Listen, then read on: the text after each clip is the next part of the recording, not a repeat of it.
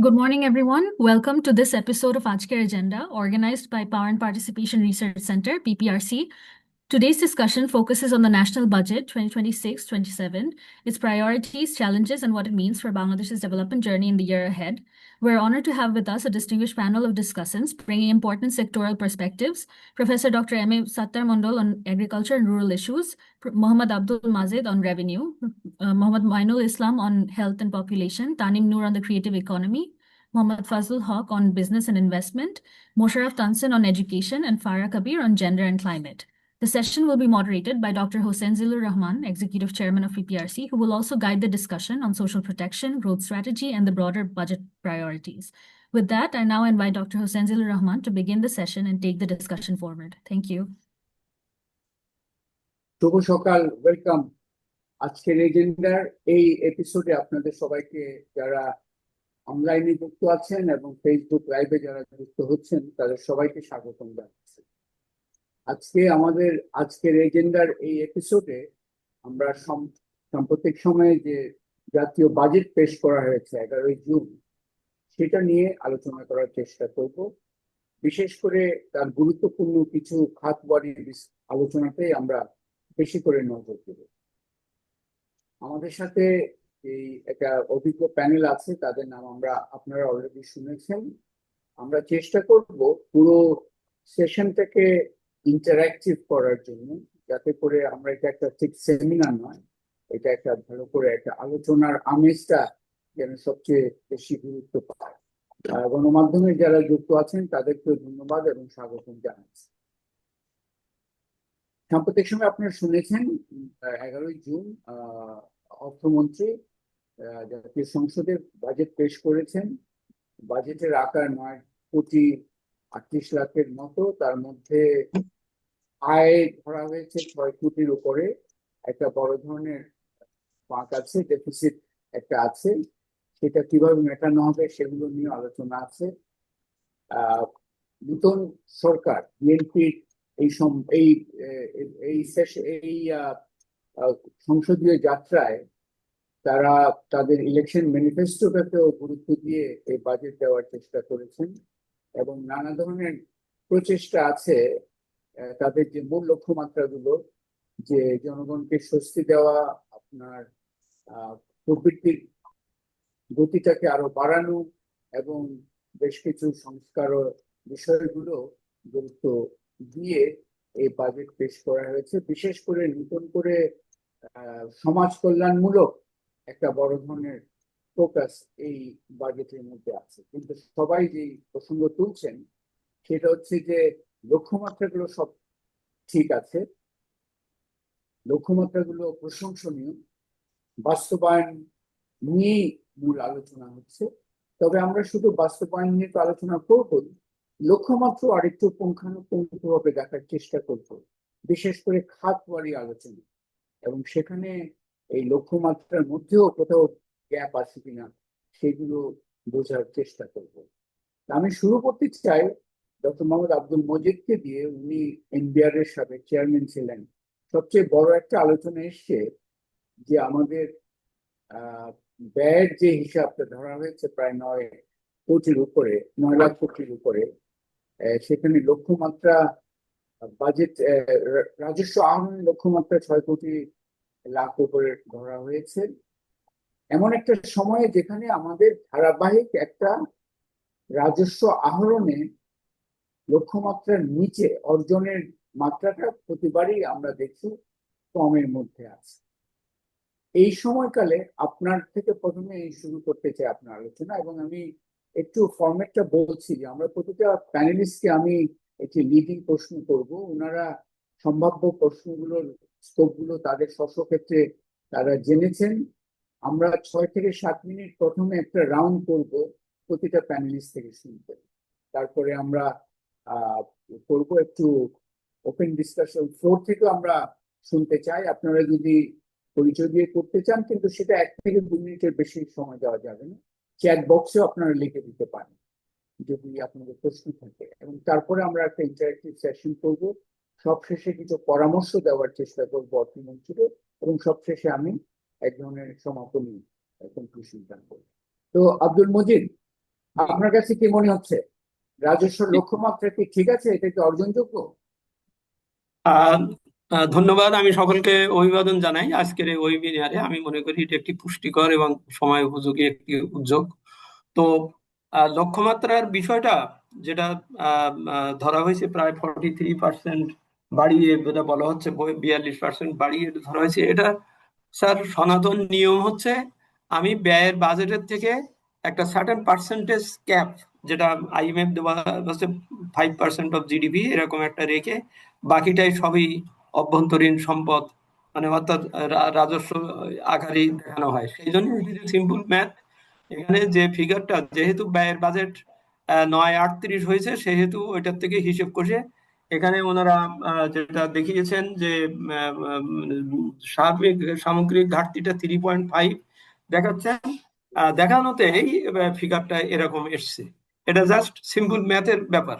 এখন প্রশ্ন হচ্ছে যে এই যে বিশাল একটা লক্ষ্যমাত্রা বা বলা হলো, এটা নির্ভর করবে, এটা যথার্থ হয়েছে কিনা নির্ভর করবে এটার বাস্তবায়ন যোগ্যতার উপরে, বাস্তবায়নের উপরে। সুতরাং আমরা সেখানেই বেশি জোর দেব, দেখব।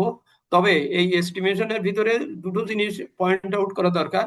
একটা হচ্ছে যে এই যে 695 যেটা রাজস্ব প্রাপ্তি বলা হয়েছে, তার ভিতরে দেখা যাচ্ছে যে এনবিআর এর কর সমূহ সেইটা হচ্ছে 629, আর জাতীয় রাজস্ব বোর্ড বহির্ভূত কর, জাতীয় রাজস্ব বোর্ড বহির্ভূত কর ব্যতীত প্রাপ্তি, এগুলো দেখানো হয়েছে অন্যভাবে প্রোরাটা করে। আমার এখানে মন্তব্য হচ্ছে এই যে এনবিআর এর উপরের যে রেশিওটা, এটা কমে আসতো, কিছুটা কমে আনা সম্ভব হতো যদি না ওই জাতীয় রাজস্ব বোর্ড ব্যতীত বহির্ভূত যে কর এবং কর ব্যতীত প্রাপ্তি, কারণ এই দুটোরই উৎস কিন্তু সরকার, সরকারি প্রতিষ্ঠান, সরকারের সেবা ধর্মীয় প্রতিষ্ঠান, কোম্পানি, তাদের কাছ থেকে দেখা যাচ্ছে একবার বেশ কয়েক বছর ধরেই বা অতীতেও দেখা যাচ্ছে ওদের ওপরে ওদের এস্টিমেট কিন্তু বাড়ানো হয় না, ওদের লক্ষ্যমাত্রা বাড়ানো হয় না।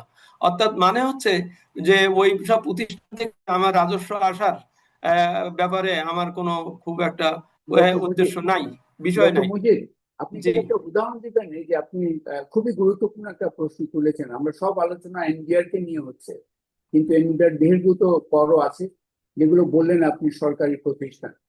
এই একটা একটা প্রতিষ্ঠানের উদাহরণ দিবেন যে আমরা ওটা একটু বোঝার জন্য। না, সে প্রতিষ্ঠানগুলো স্যার স্পষ্ট, বিআরটিএ, তারপরে পেট্রো বাংলা, বা ইভেন আচ্ছা, রেলওয়ে, এমনকি বিমান, এই সব প্রতিষ্ঠানগুলো, এগুলো কিন্তু সবই আমাদের কমার্শিয়াল প্রতিষ্ঠান, এবং আচ্ছা, এগুলোতে আমি বিরাট বিনিয়োগ করেছি। সেই বিনিয়োগের থেকে তো আমার রিটার্ন আসতে হবে। আজকে আমার যা ফরেন ডেটের যে অংশ, তার ভিতরে 35%-এর মতনই হচ্ছে স্যার বিদ্যুৎ আর জ্বালানি খাতে দেওয়া। তা আমি এই যে বিনিয়োগটা করেছি এতদিন ধরে, তারা তো সেখান থেকে আমি রিটার্ন পাচ্ছি না। এমনকি তার কাছে যে এসএলএ বাবদ যে টাকা পাওনা থাকে স্যার, সেটাও জমা দেয় না।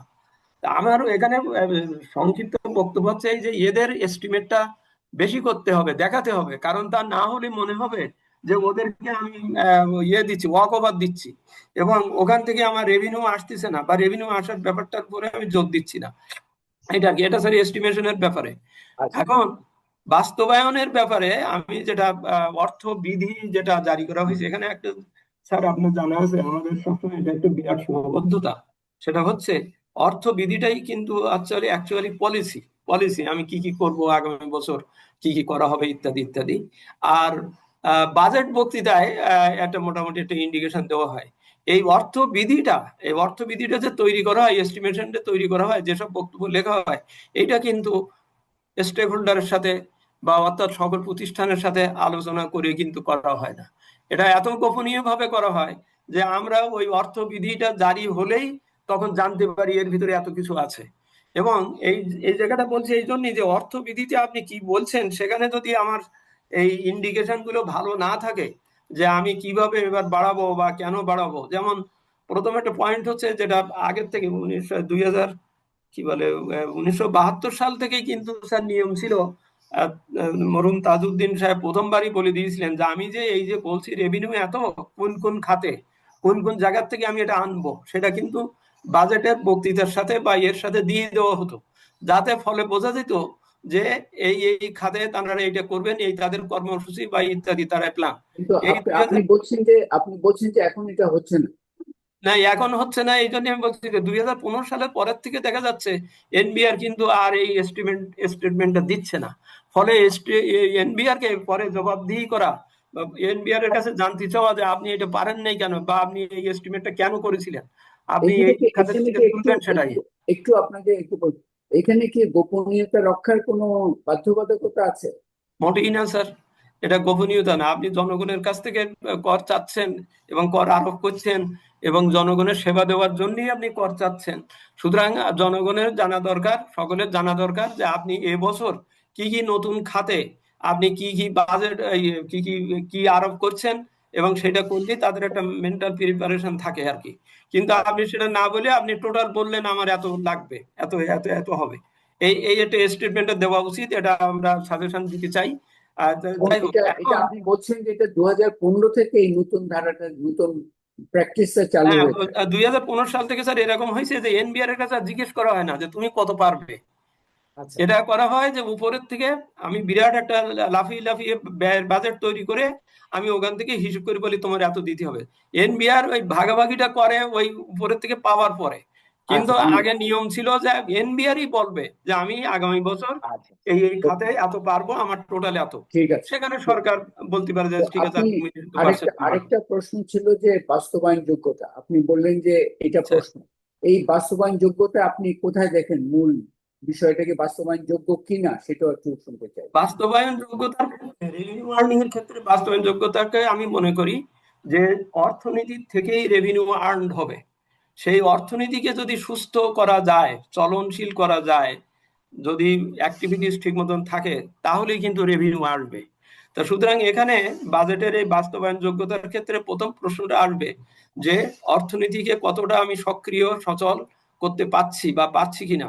কারণ তাহলেই আমি আমার এই রেভিনিউ আর্নিং এর ব্যাপারটার একটা সুরা হবে, সহজ হবে আর কি।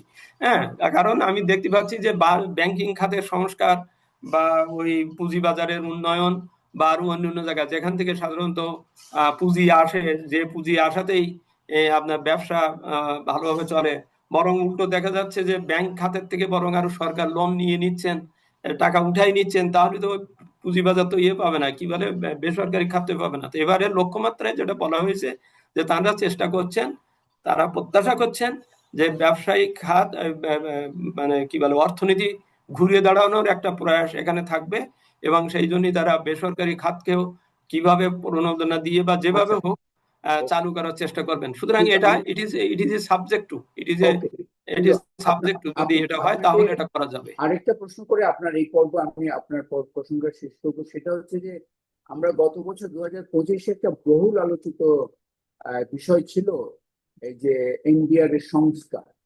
এই যে আপনার বিশেষ করে তার যে ধারাবাহিকভাবে যে রাজস্ব আহরণের যে দুর্বলতা সেটা অতিক্রম করার জন্য এই বিষয়ে এই বাজেটে আপনি কি নতুন দেখলেন তা দেখলেন একটু সংক্ষিপ্ত এই বলবেন? বাজেটে দুটো বিষয় আমরা যেটা স্যার, অন্তর্বর্তীকালীন সরকারের সময় স্যার দুইটা কমিটি হয়েছিল, একটা আমাদের নেতৃত্বে আর একটা হচ্ছে জাহিদি সাত্তার সাহেবের নেতৃত্বে। সেখানে কিন্তু আমরা খুব ডিটেল ভাবে বলেছি, এবং তার ভিত্তিতে সরকার একটা পদক্ষেপ শুধু নিয়েছিলেন, তারা যে তারা এনবিআর কে বাস্তবায়ন থেকে পলিসি মেকিংটাকে আলাদা করার একটা উদ্যোগ নিয়েছিলেন। আমি মনে করি সেটা হওয়া দরকার। কারণ ওই সেটা যে সেটা কিছুক্ষণ কি আগে আমি হয় যেটা নাই? বললাম স্যার, এই যে সে- অর্থবিধি, সেটা অর্থবিধি হয়নি। তৈরি করে এনবিআর, আচ্ছা অর্থবিধি তৈরি করছে এনবিআর, সে পলিসি তৈরি করছে, আবার সে একই সাথে কিন্তু স্যার বাস্তবায়নকারী। তো সেই জন্য ওই এনবিআর থেকে এই পলিসি তৈরির কাজটা নীতি বিভাগে আনার দরকার, এই জন্যই যে এখানেই স্কোপ রাখা আছে যে এখানে প্রাইভেট সেক্টরের প্রতিনিধি, হ্যাঁ, অ্যাডভাইজারি প্রতিনিধি, এফবিসিআই হোক অন্যান্য সবাই থাকবেন, তারা আলোচনা করে করে নীতি ঠিক করবেন, এবং ওনরা বাস্তবায়নকারীরা শুধু তার বাস্তবায়নে নিয়ে থাকবে। রাইট। তো ডক্টর মজিদ, আমার প্রশ্ন হচ্ছে যে এই বাজেটে কি এটা এই ব্যাপারে কোনো সুনির্দিষ্ট পদক্ষেপ নেওয়া হয়েছে কি হয়নি? না, বাজেট বক্তৃতায় বলা হয়েছে যে এনবিআর থেকে এটা নীতি আলাদা করা হবে, এইটুকুই একটা সেন্টেন্স আছে, এটা ঠিক আছে, আচ্ছা, জাস্ট এবং ওই ঘোষণা এসছে বিষয়টা আছে। কিন্তু। এছাড়া এছাড়া কোনো পদক্ষেপে কোনো এতে কিন্তু খুব বেশি কিছু নাই। আচ্ছা বরং আচ্ছা আরো ডক্টর। মনে হয়েছে, অর্থবিধি পড়ে মনে হয়েছে স্যার, যে এনবিআর আরো যত জটিল মানে নীতি পদ্ধতি লক্ষ্যমাত্রা, হ্যাঁ, প্রচুর প্রচুর প্যারা তারা প্রতিস্থাপন করবেন বলে বলেছেন, 2 বছর আগে মাত্র 2023 সালের যে আয়কর আইন তৈরি হলো তার উপরে এত সংশোধন এক্ষুনি আনতে হচ্ছে কেন, বা আনা হচ্ছে কেন, এত বলা হচ্ছে কেন? এখানে তো শুধু অল্প কিছু প্রতিস্থাপন হবে। এখানে দেখা যাচ্ছে যে আরো বেশি, আমি কাল রাত্রি স্যার অর্থবিধিটা আরো খুব ডিটেল পড়লাম, তাতে পড়ে মনে হয়েছে যে ওইটার লক্ষ্যমাত্রা এখানে আসে নাই। যমুনা টিভিকে অনুরোধ করছি একটু মিউট করার।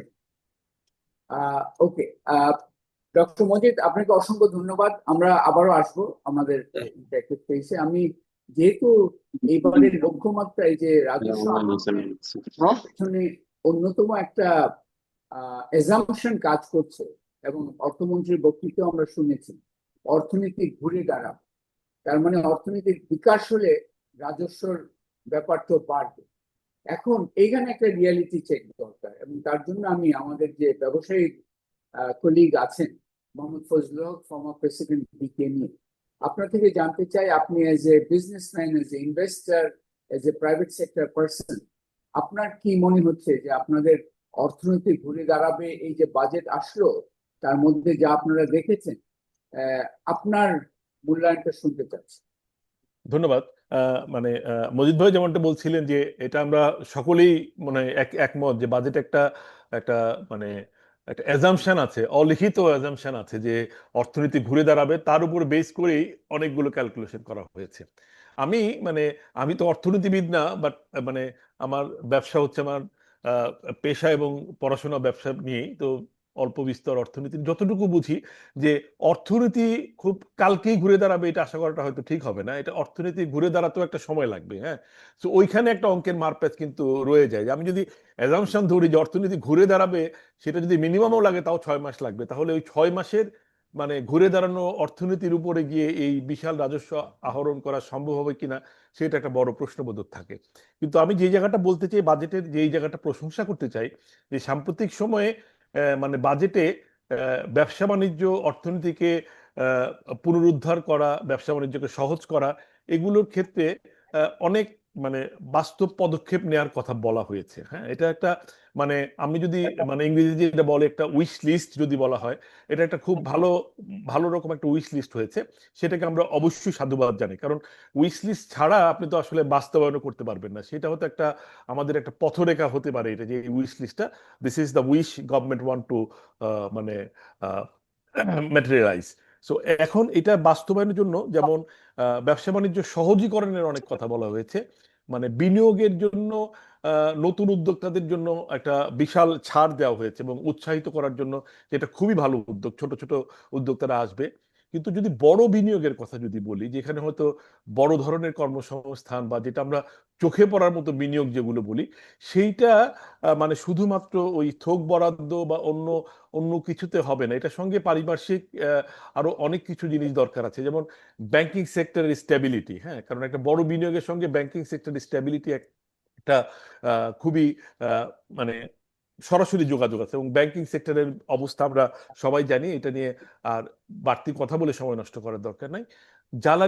জ্বালানির নিরবিচ্ছিন্ন সরবরাহ, এইখানেও জ্বালানির এটা বলা হয়েছে জ্বালানি মানে ক্ষেত্রে উন্নত করা হবে, কিন্তু সুনির্দিষ্ট খুব পদক্ষেপ নাই, এবং এটা খুব নিশ্চিত হওয়া যাচ্ছে না যে জ্বালানি মানে জুলাইয়ের 1 তারিখ থেকেই জ্বালানি সরবরাহ মানে একেবারে নিশ্চিত হবে। আইন শৃঙ্খলা পরিস্থিতি মানে অন্তর্বর্তী সরকারের তুলনায় যথেষ্ট মানে আমি বলবো যে organized, but still lot to improve.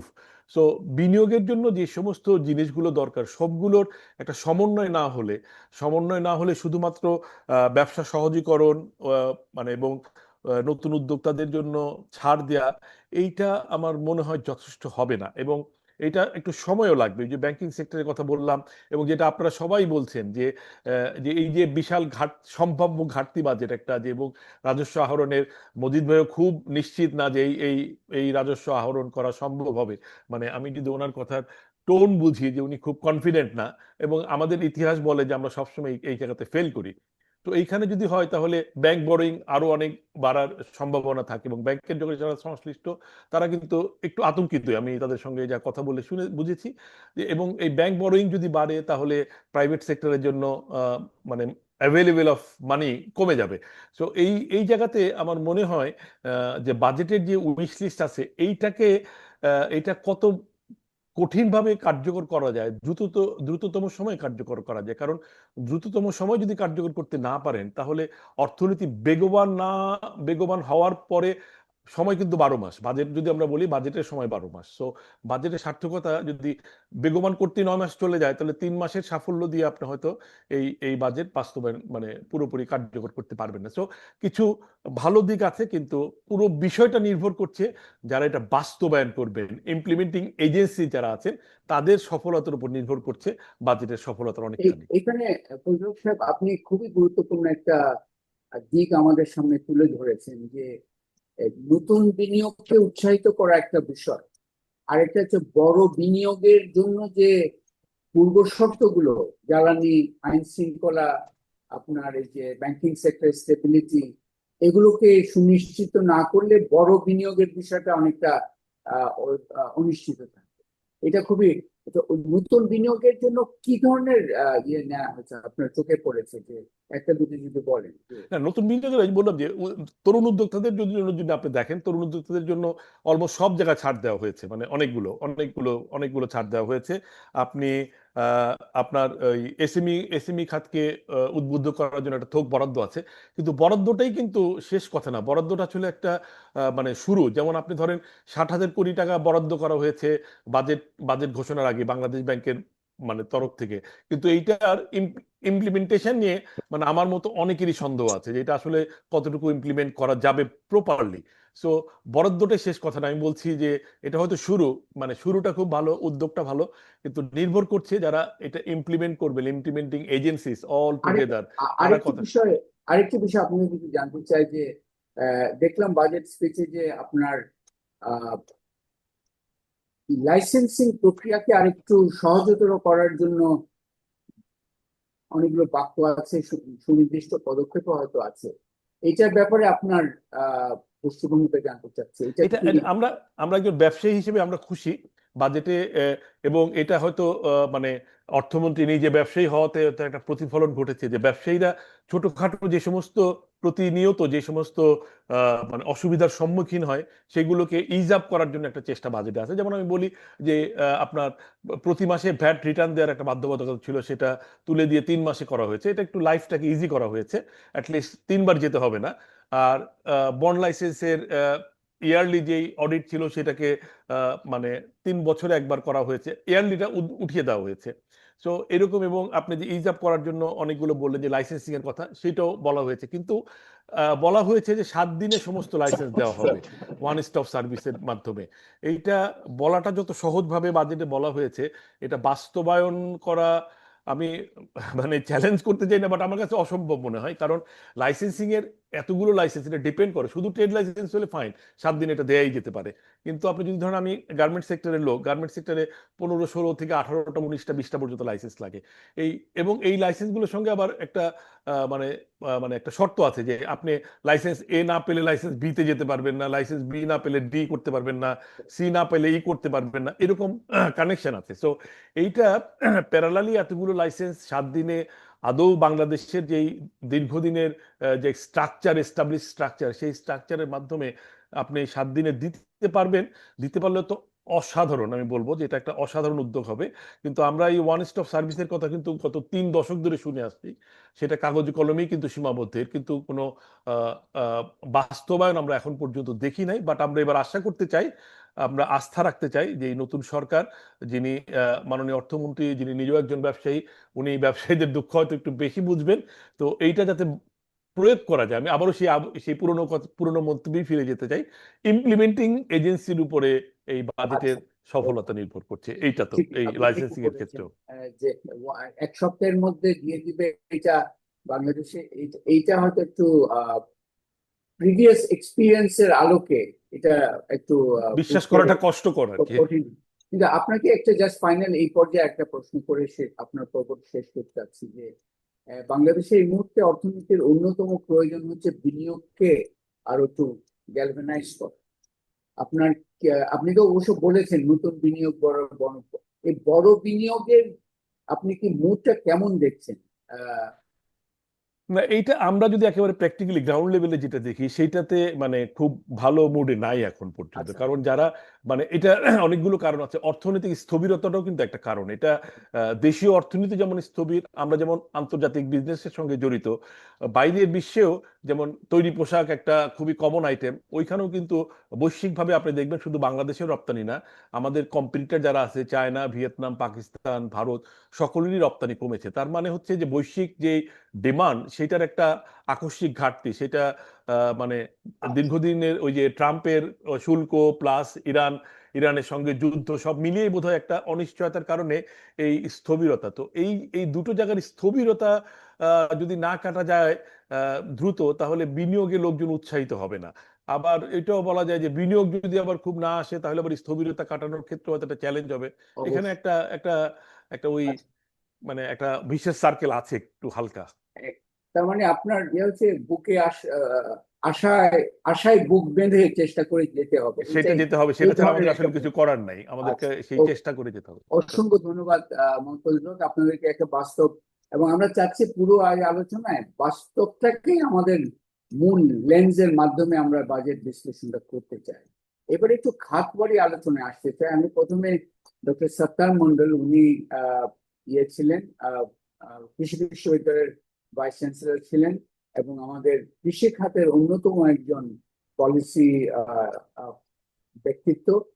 আপনার কাছে কি মনে হয় যে কৃষি নিয়ে একটা, যেমন কৃষক কার্ড নিয়ে অনেক কথাবার্তা এসছে, এজ এ হোল কৃষিকে কিভাবে দেখা হচ্ছে এবং কৃষিকে যে পরিমাণ গুরুত্ব পাওয়া দরকার এই যে আমাদের অর্থনীতিকে বেগবান, এখানে আপনার মূল্যায়ন, আপনাকে কিছু প্রশ্ন পাঠিয়েছিলাম বাট ওই অনুযায়ী দিতে হবে না, আপনার একটা সামগ্রিক দিয়ে জানতে চাই এই যে আমরা যে টাইমের মধ্যে বল।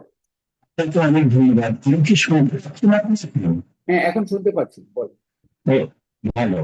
আম, তো আমি প্রথমে একটি আপনাকে অভিনন্দন জানাতে চাই যে ডক্টর বেশ কয়েকটি পরপর আপনি ডায়লগ করছেন এবং যেগুলো অত্যন্ত সমসাময়িক এবং গুরুত্বপূর্ণ, এবং আজকেও তার ধারাবাহিকতায় আপনি এই আয়োজনটা করেছেন। এবং আমার অভিনন্দন জানানোর আরেকটি বিষয় হলো যে আপনি এটা করছেন আমরা দৈহিকভাবে উপস্থিত না হয়েও অনলাইনে যে এই কাজটা করতে পারছি, এবং আপনি এটা প্রমাণ করছেন যে আমি বললাম না, তারপর এটা করছেন, এর অনেকগুলো ইতিবাচক দিক আছে, কাজে আমার অভিনন্দনটা আগে জানিয়ে রাখলাম আর কি। আমি আপনার যে লিড কোশ্চেন গুলো ছিল সেগুলো ঘুরে ফিরে আসবে, বাট একটা সময়ের ব্যাপার যেহেতু আছে, কাজে আমি একটু কুইকলি রান করবো, আপনি আশা করি কিছু মনে করবেন না।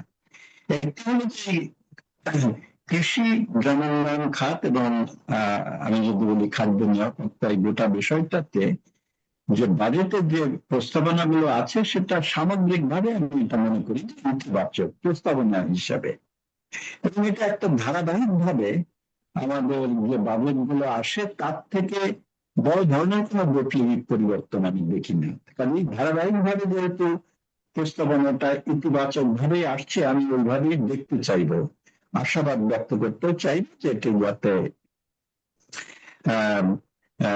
বাস্তবায়িত হয়। বিশেষ করে কয়েকটা জায়গা তো বেশ লক্ষ্য করবার মতো। একটি হলো যে ভূপৃষ্ঠস্থ পানি ধারণ ক্ষমতাটাকে মানে আপনি যেটাকে আমরা যেটাকে সারফেস ওয়াটার বলি, তাই তো? রাইট রাইট, ও আচ্ছা ঠিক আছে, আমি একটু বেশি বাংলা বলে ফেলছি, সরি। তো এই সার্ভিস ওয়াটারটার অগমেন্টেশনের জন্য এই যে খাল খনন, নদী খননের বিষয়টাকে নিয়ে আসা হচ্ছে, যদি আমরা বারবার শুনি এটাকে নিয়ে আসা হচ্ছে, আমি এটাকে সাধুবাদ জানাই। কিন্তু সঙ্গে সঙ্গে আমি এটাও বলি যে আমি বাংলাদেশ কৃষি বিশ্ববিদ্যালয়ে ব্রহ্মপুত্র নদের পাড়ে এটা অবস্থিত। গত 2 বছর 3 বছর আগে এটাকে খনন করা হলো এই নদীটাকে, কিন্তু 2-3 বছরের মধ্যেই এই যে খনন করে যে বালু এবং মাটি পাশে ফেলানো হয়েছিল সেগুলো অ্যাটলিস্ট আমার ইউনিভার্সিটি এলাকাতে দেখি ওগুলো এসে কিন্তু আবার ভরে গেছে। এর থেকে আমি বলবার চেষ্টা করছি যে একবারে কেবল খনন নয়, এটা প্রতিবারে অথবা মাঝে মাঝে এটাকে গ্রেজিং এর এই যে মেনটেন্যান্সের যে বাজেট বা কর্মকাণ্ড এটাকে চালু রাখাটা খুবই দরকার হবে, এটা অপরিহার্য, আমাদের তেমন কোনো কাজ হয় না। বলার পরে আমি এটা বলছি যে আরো কয়েকটা জায়গা আমি দেখছি, সেটি হলো যে এই যে ধরেন যে আম, ফসল খাত এবং আম, আহ, জীব বিজ্ঞান মৎস্য খাত ইত্যাদিতে এই যে কীটনাশক ঔষধ, বালাইনাশক ঔষধ, সার তৈরি করা, ঔষধপত্র, ভেটেরিনারি মেডিসিন, এগুলো করবার জন্য যে কাঁচামাল বাইরের থেকে আমদানি করতে হয়, তার উপরে রিয়াতি সুবিধা একটা ঘোষণা দেওয়া হয়েছে। আগেও কম বেশি দেওয়া হয়েছিল, বাট এবার একটা বড় প্যাকেজ হিসাবে আমি দেখছি যেটা করেছে। আমি এটাকেও মনে করি যে খুবই সাধুবাদ জানাবার মতো বিষয়। কিন্তু আমি যেটা দেখি না সেটা হলো যে এই যে চিরায়ত কৃষিটাকে আমরা ধরে নিচ্ছি যে ওই কৃষিটাই বোধহয় আছে, এবং কৌশলগত বিশেষ করে উদ্ভাবনীময় যে কৌশল এই পরিবর্তিত কৃষিটাতে দরকার ছিল, তার কোথাও কোনো আমি তেমন কোনো বক্তব্য আমি দেখছি না। এই খাতোয়ারি বাজেট বরাদ্দ কি করা হবে ইত্যাদি এগুলোর বাইরে গিয়ে আমি একটু বলি, যেমন আপনার কৃষক কার্ড, খুব সাংঘাতিক ভাবে যে মনে করি না, খুব ভালো জিনিস এটা হবে। এবং আমার যেটা ধারণা যে আমরা যারা বাংলাদেশের কৃষিকে জানি, আপনি অনেকখানি জানেন যে এটি হচ্ছে প্রান্তিক এবং ক্ষুদ্র চাষীদের কৃষি। এই যে আমাদের বাচন ভঙ্গিতে এবং ভোকাবুলারিতে ছিল বড় কৃষক, এই বড় কৃষক নাই, তাদের সংখ্যা পরিসংখ্যান বলে এখন 1 লক্ষের নিচে নেমে এসছে। কাজে ওটা আর কোনো বিষয় না। এখন বাংলাদেশের প্রান্তিক এবং ক্ষুদ্র চাষীদের সংখ্যা 1.5 কোটি এবং মোট কৃষকের সংখ্যা হচ্ছে 15 কোটি। তো তার মধ্যে 1.5 কোটি হচ্ছে 2.5 একর জমির নিচে। আপনি কি শুনতে পাচ্ছেন আমাকে? হ্যাঁ, শুনতে পাচ্ছি, আপনি বলতে থাকেন। আচ্ছা আচ্ছা। তো এই যে প্রান্তিক এবং ক্ষুদ্র চাষী নির্ভর যে একটা কৃষি, এটাকে আমাদের বুঝতে হবে যে এর আকারটাকে, এর এই কাঠামোটা খুব গুরুত্বপূর্ণ। এবং আপনি জানেন, আপনি এর সঙ্গে নানানভাবে যুক্ত যে বিআইডিএস গত 3 বছর যাবত আমরা যে অ্যাগ্রারিয়ান চেঞ্জের উপরে গবেষণাটা করেছি, এটা আমাদের আয় ওপেনিং কতগুলো বিষয় আমাদের সামনে এনে দিয়েছে। এই যে 1.5 কোটি প্রান্তিক এবং ক্ষুদ্র চাষী, তারা কারা আসলে? তারা এই দেশের 2/3 আবাদি জমি তারা চাষ করে থাকে। তাদের একটা খেলা কথা না এটা। এবং 2/3 মানে 2 কোটি 21 লক্ষ একর জমি আবাদি, তার মধ্যে 2/3 হচ্ছে এই 2 কোটি কৃষক, যাদের জমির পরিমাণ 2.5 একর, 3 পুনে। আর আপনি যদি 1 একর ধরেন তাহলে তাদের সংখ্যা হচ্ছে 1 কোটি 20 লক্ষের মতো। কাজে এত বড় একটা বিশাল সংখ্যার দিক থেকে এবং আবাদি জমির দিক থেকে যারা ক্ষুদ্র প্রান্তিক, তাদের জন্য আমরা কি করলাম? আমরা সরকার দেবে, যদিও এটা পাইলট ফর্মে, এবং ধরে নিচ্ছি তা তাদের কাছে যাবে। ওইখানে একটা বড় প্রশ্ন থেকে যায়। আমি কখনো এটা সন্দেহ প্রকাশ করি না, কিন্তু অভিজ্ঞতাটা বলছি। নানা রকমের কার্ড কিন্তু অতীত নানা প্রোগ্রামে দেওয়ার চেষ্টা করা হয়েছে, কিন্তু এটির সমস্যা দাঁড়ায় সংজ্ঞা নিয়ে আর কি। সংজ্ঞাটা কি, মানে আপনি কার কাছে যাচ্ছেন? আপনি বলছেন প্রান্তিক এবং ক্ষুদ্র, কিন্তু সেটা ইয়েটা কি, কে ডিফাইনটা করবে? এটা তো নিশ্চয়ই আপনার লোকাল গভর্নমেন্ট অথবা কৃষি পরিসংখ্যান অধিদপ্তর অথবা কোন স্মার্ট ডেটাবেস, কোন ডেটাবেস আছে কিনা কিন্তু আমার জানা নাই। আমি খুবই দুঃখিত যে নাকি করা হবে, আমি তা জানি না। কিন্তু খেয়াল জেনে রাখা হয় যেটা কেবল ক্ষুদ্র কৃষি জমি আবার তাই নয়, তারা কিন্তু জমি নিজেদের না, এগুলো তাদের বেশিরভাগ জমি হয়তো তারা বন্ধ হয়ে বর্ডার নিচ্ছে। এবং সেই সেন্সে তারা নব্য কৃষক। এবং দেখাতে আমি বারবার বলছি যে নব্য কৃষকটাকে বুঝতে হবে। তারা মার্কেট যে ক্যাপিটাল গুডস আসছে, এই যে যন্ত্রপাতি, এর বিতরণ থেকে শুরু করে ব্যবহার প্রত্যেকটার সঙ্গে তারা উপকৃত ভাবে একটা অ্যাক্টর হিসেবে এখন জড়িয়ে আছে। ডক্টর সাত্তার মন্ডল, আপনার বক্তব্যে আমি যেটা বুঝতে পারছি যে বাজেট স্পিচে কিছু বিষয় আছে, বাট আপনি সার্বিকভাবে কৃষিকে গুরুত্ব দিতে হলে এই কৃষির যে নতুন বাস্তবতা, আপনি যে নব্য কৃষক বলছেন, small holder agriculture, 2/3 of the arable land তাদের কন্ট্রোলে, এদের বিষয়ে বোঝার একটা ঘাটতি আছে মনে হচ্ছে গবেষণার মধ্যেও এবং এর মধ্যে সরকার। দেখি না আলোচনা তো এটা আমরা শুধু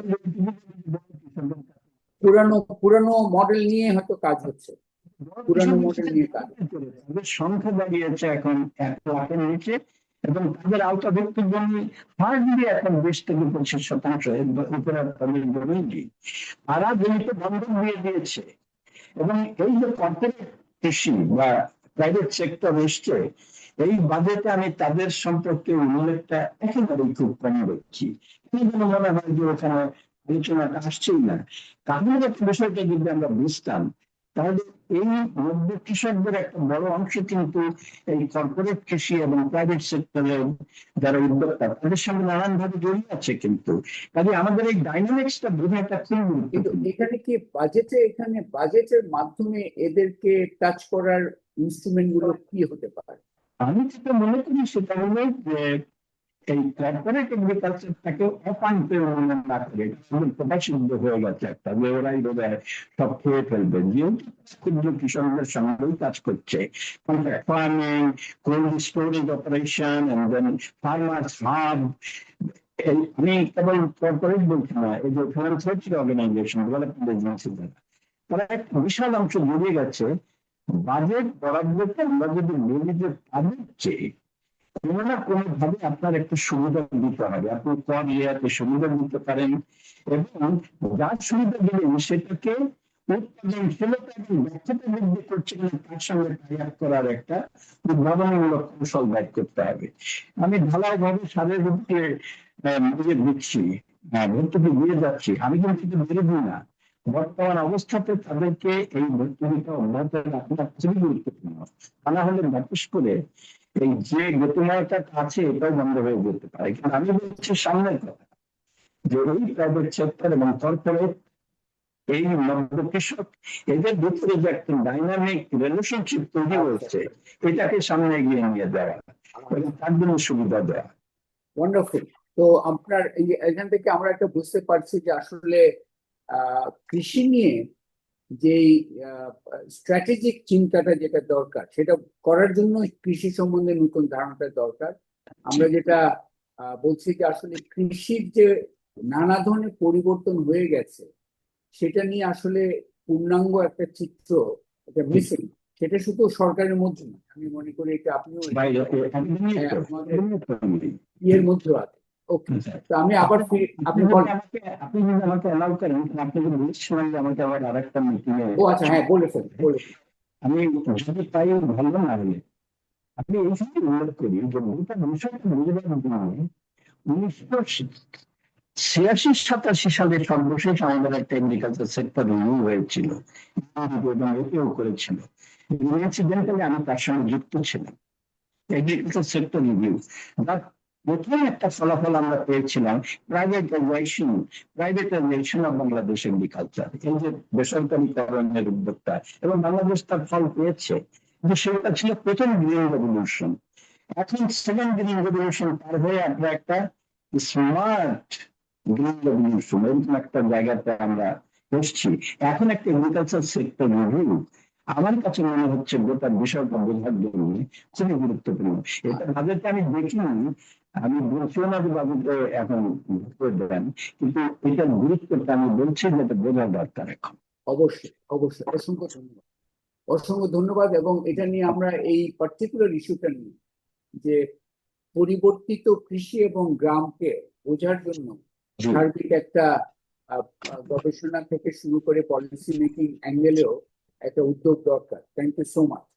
আমরা এখন এখানে আমি বলি, আপনিও জানেন গ্রোথ হাব, যেটা রুরাল গ্রোথ সেন্টার গুলো সরকারি যে করেছে, গুদাম ঘর বা ইত্যাদি, আমি ওটা বলছি না। এই যে হাট বাজার গুলো যে ওয়েবসাইটে গড়ে উঠছে, যে কোনো মার্কেট প্লেসে, এখানে একটা কানেকশন তৈরি হয়েছে গ্রোথ হাব গুলোর সঙ্গে। আমরা এখানে সংযোগ গুলোকে শক্তিশালী করা খুব দরকার হয়ে পড়ছে এখন। That is the point I am making. Thank you so much.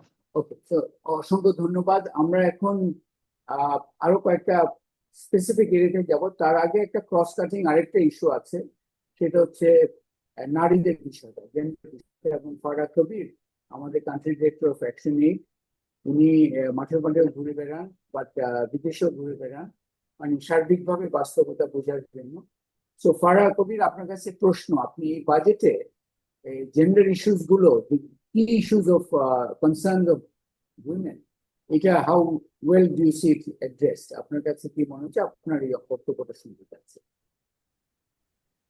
অনেক ধন্যবাদ আমাকে আমন্ত্রণ জানানোর জন্য। কনসার্নস এর আগে বলবো পজিটিভ জিনিস একদিক দিয়ে যদি সংখ্যা, আমাকে শোনা যাচ্ছে? হ্যাঁ, শোনা যাচ্ছে, বলেন। আচ্ছা, সংখ্যাগতভাবে মানে 3,00,000 প্লাস প্লাস প্লাস দেখলে মনে হয় যে জেন্ডার বাজেট এইবার বেড়েছে। এটা 30%, এবং আগের বছরগুলোর থেকে বরাদ্দ ছিল 35, সেখানে 38 হয়েছে। সো এটা একটা ইতিবাচক ভাবে বৃদ্ধি পেয়েছে। যেসব মন্ত্রণালয়ের খাতে নারী বান্ধব বা জেন্ডার সংবেদন গুরুত্ব দেওয়া হচ্ছে, দেখা যাচ্ছে যেটা, সেটা হলো যে অফকোর্স নারী ও শিশু মন্ত্রণালয়, শিক্ষা খাত, স্বাস্থ্য পরিবার এবং কল্যাণ খাত, নিরাপত্তার বিষয়টা এসছে। তবে আমার কাছে, আমরা একটু যখন ভিতরে যেতে করেছি, এই বরাদ্দর একটা সিংহভাগই চলে যাচ্ছে আপনার বেতন ভাতার খাতে। সো প্রোগ্রাম বা নারীর জন্য সার্ভিস, জেন্ডার রেসপন্সিভ সার্ভিসের যেসব বিষয়গুলোকে নিয়ে আসতে হবে, সেখানে কতটা খরচ হচ্ছে সেটা এখনো প্রশ্নবোধক, এবং আমরা সেখানে দেখছি না খুব একটা গুরুত্বপূর্ণ পরিবর্তন। তারপরেও এই বরাদ্দগুলো আপনার এক ধরনের ওয়ান সাইজ ফিট অল করে দেওয়া হয়েছে। এখন আপনি জানেন যে আমি জলবায়ু পরিবর্তনের কারণেও বিভিন্ন কমিউনিটি, বিভিন্ন এলাকায় কাজ করি। সেখানে কিন্তু আপনার মেইনল্যান্ডে এবং কোস্টাল এরিয়ার জন্য বরাদ্দ যদি একই রকম থাকে, তখন কিন্তু আবার সেটা প্রয়োজন হয় না, এবং নারীর জায়গা থেকে পর্যাপ্ত হয় না। দ্বিতীয়ত যেটা আমরা মনে করছি যে এখানে বরাদ্দটা অনেক বেশি বাড়ানো উচিত ছিল। আমি প্রোটেকশন শব্দটা পছন্দ করি না, বিকজ তাহলে অন্য কারোর উপরে আমি তাকে দায়িত্ব বা পাওয়ার দিচ্ছি।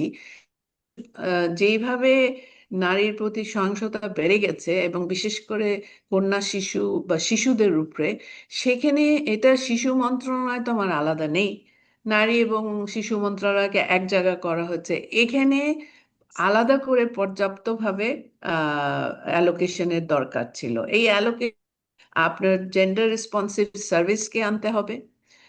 সেইখানে আপনি প্রাইমারি হেলথ কেয়ার থেকে শুরু করে ট্রান্সপোর্টেশন, হয়তো আপনি এখানে বরাদ্দ এই হেডের আন্ডারে আপনি রাখলেন না, ঠিক আছে, কিন্তু তাহলে ওই যে মন্ত্রণালয়গুলোর সঙ্গে আপনারা কাজ করছি বা যেখানে এখানে বরাদ্দ থাকবে, দুটোর সমন্বয় ঘটছে কিনা।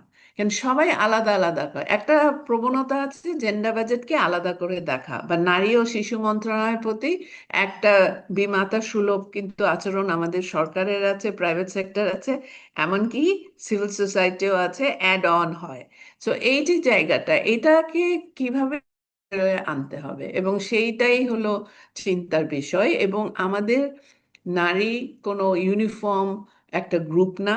এখানে আমরা দেখছি ইউথরা আছে যারা এখন, তাদের অনেক প্রত্যাশা, তারা ব্যবসায় আসতে চায়, এমনকি গ্রামীণে কৃষিতে আছে নারীরা, তারা অন্যান্য ছোট ছোট উদ্যোক্তা হিসাবে সামনে আসতে চায়।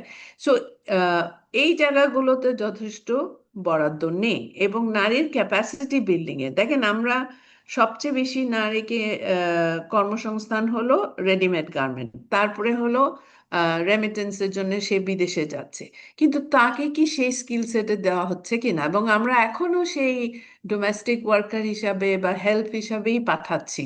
আমাদের নারীরা কিন্তু অনেক বেশি, যদি প্রশিক্ষণের জন্য বরাদ্দ থাকতো এবং এইটার পলিসি থাকতো, কেয়ার ওয়ার্কে কাজ করতে পারতেন। আপনি জানেন যে আনপেইড কেয়ার ওয়ার্কে আসলে আমাদের দেশের সাবসিডাইজ করে, সেটা কখনো জিডিপিতে পুরোপুরি আসেও না, এবং এরা যদি না থাকতো, এই নারীর যদি এই অবদান না থাকতো, তাহলে পরিবার থেকে শুরু করে রাষ্ট্র সব জায়গায় কিন্তু ব্যয় বা খরচটা তখন অন্যরকম একটা পর্যায়ে।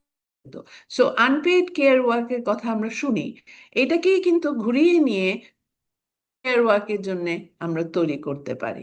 So budget, yes, in terms of numbers it is showing an increase in allocation big question mark. এবং আমরা যেই বিষয়গুলোকে এতদিন ধরে সামনে নিয়ে এসেছি, ট্রান্সপোর্টেশন, জেন্ডার বেসড ভায়োলেন্স বন্ধ করা, পুলিশকে স্ট্রেংথেন করা, সাইবার বুলিং এগুলোতে করা, এবং হেলথ এবং জেন্ডার রেসপন্সিভ পাবলিক সার্ভিসে, না সেইভাবে আসেনি। আপনার কথা শোনা যাচ্ছে না, আপনার মিউট।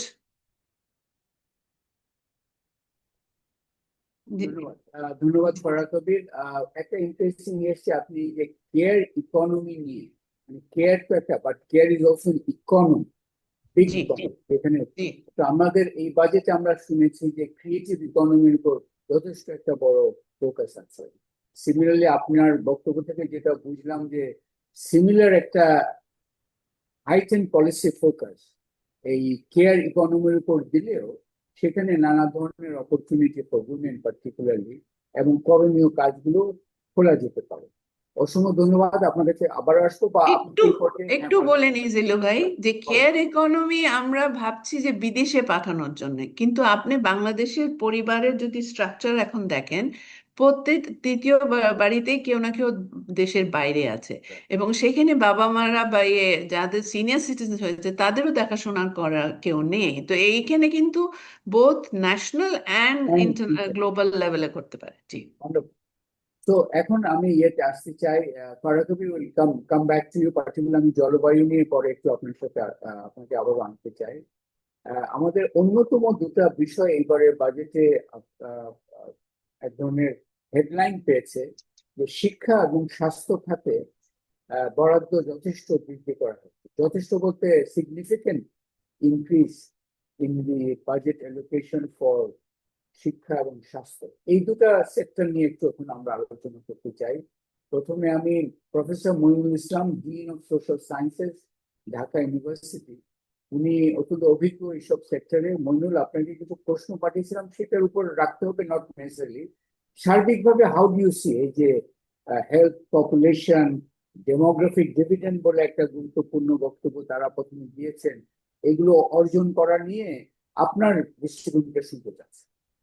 জি, ধন্যবাদ স্যার, এবং একই সাথে এই আজকের এজেন্ডায় যারা অংশগ্রহণ করেছেন সবাইকে সালাম এবং শুভেচ্ছা। তো স্যার, যে প্রশ্নটি আমাকে করেছেন তার প্রেক্ষিতে আমি প্রথমেই বলবো যে যেহেতু আমি জনবিজ্ঞান নিয়ে কাজ করি এবং শিক্ষার সাথে যুক্ত, আপনি যথার্থই বলেছেন যে এবারের বাজেটে বিশেষ করে স্বাস্থ্য এবং শিক্ষাতে কিছুটা গুরুত্ব এসেছে। তবে আমি বলবো যে এই 26-27 অর্থ বছরের এই বাজেটটিকে ইতিবাচকভাবেই আমি দেখতে চাই, এবং বিশেষ করে জনসংখ্যা এবং স্বাস্থ্যের প্রেক্ষাপটে।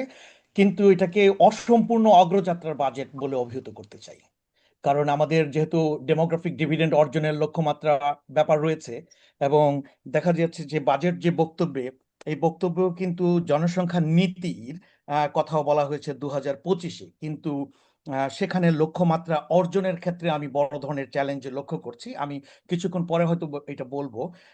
মূল বিষয়টা যেটা আমি বলতে চাই যে স্বাস্থ্য, শিক্ষা, এটি তো মানব পুঁজি বা হিউম্যান ক্যাপিটালের গুরুত্বপূর্ণ জায়গা বা তৈরির জায়গা, এবং সেই জায়গাতে আমরা দেখতে পেয়েছি বাংলাদেশে দীর্ঘ সময় ধরে এই দুটো খাতেই যথাযথ বিনিয়োগ হয়নি, এবং না হবার কারণে আমরা সেখান থেকে কিন্তু কাঙ্ক্ষিত অর্জনও সেভাবে করতে পারিনি। কিন্তু দেশের যে জনমিতির যে প্রেক্ষাপটটা যদি লক্ষ্য করি, তাহলে দেখা যাবে যে যে জনসংখ্যার বয়স কাঠামো বা জেন্ডার কাঠামোর যে বন্টন বা সাবগ্রুপস বা উপগোষ্ঠীগত যে বিশ্লেষণ, সেটির যথাযথ প্রতিফলন কিন্তু বাজেটের মধ্যে আমরা অনেক ক্ষেত্রে লক্ষ্য করতে পারি না। অনেক ক্ষেত্রে আংশিকভাবে বিষয়টা আসে, কিন্তু ইন্টিগ্রেটেড ওয়েতে যে পপুলেশন বা জনসংখ্যা যে উন্নয়নের কেন্দ্রবিন্দুতে রেখে যে বাজেটটা দেওয়া, সেটিতে আমি কখনো কখনো ঘাটতি লক্ষ্য করি। তো সে প্রেক্ষাপটে এবার যেহেতু আমি দেখতে পাচ্ছি যে স্বাস্থ্য ক্ষেত্রে বিশেষ করে এই প্রথমবারের মতো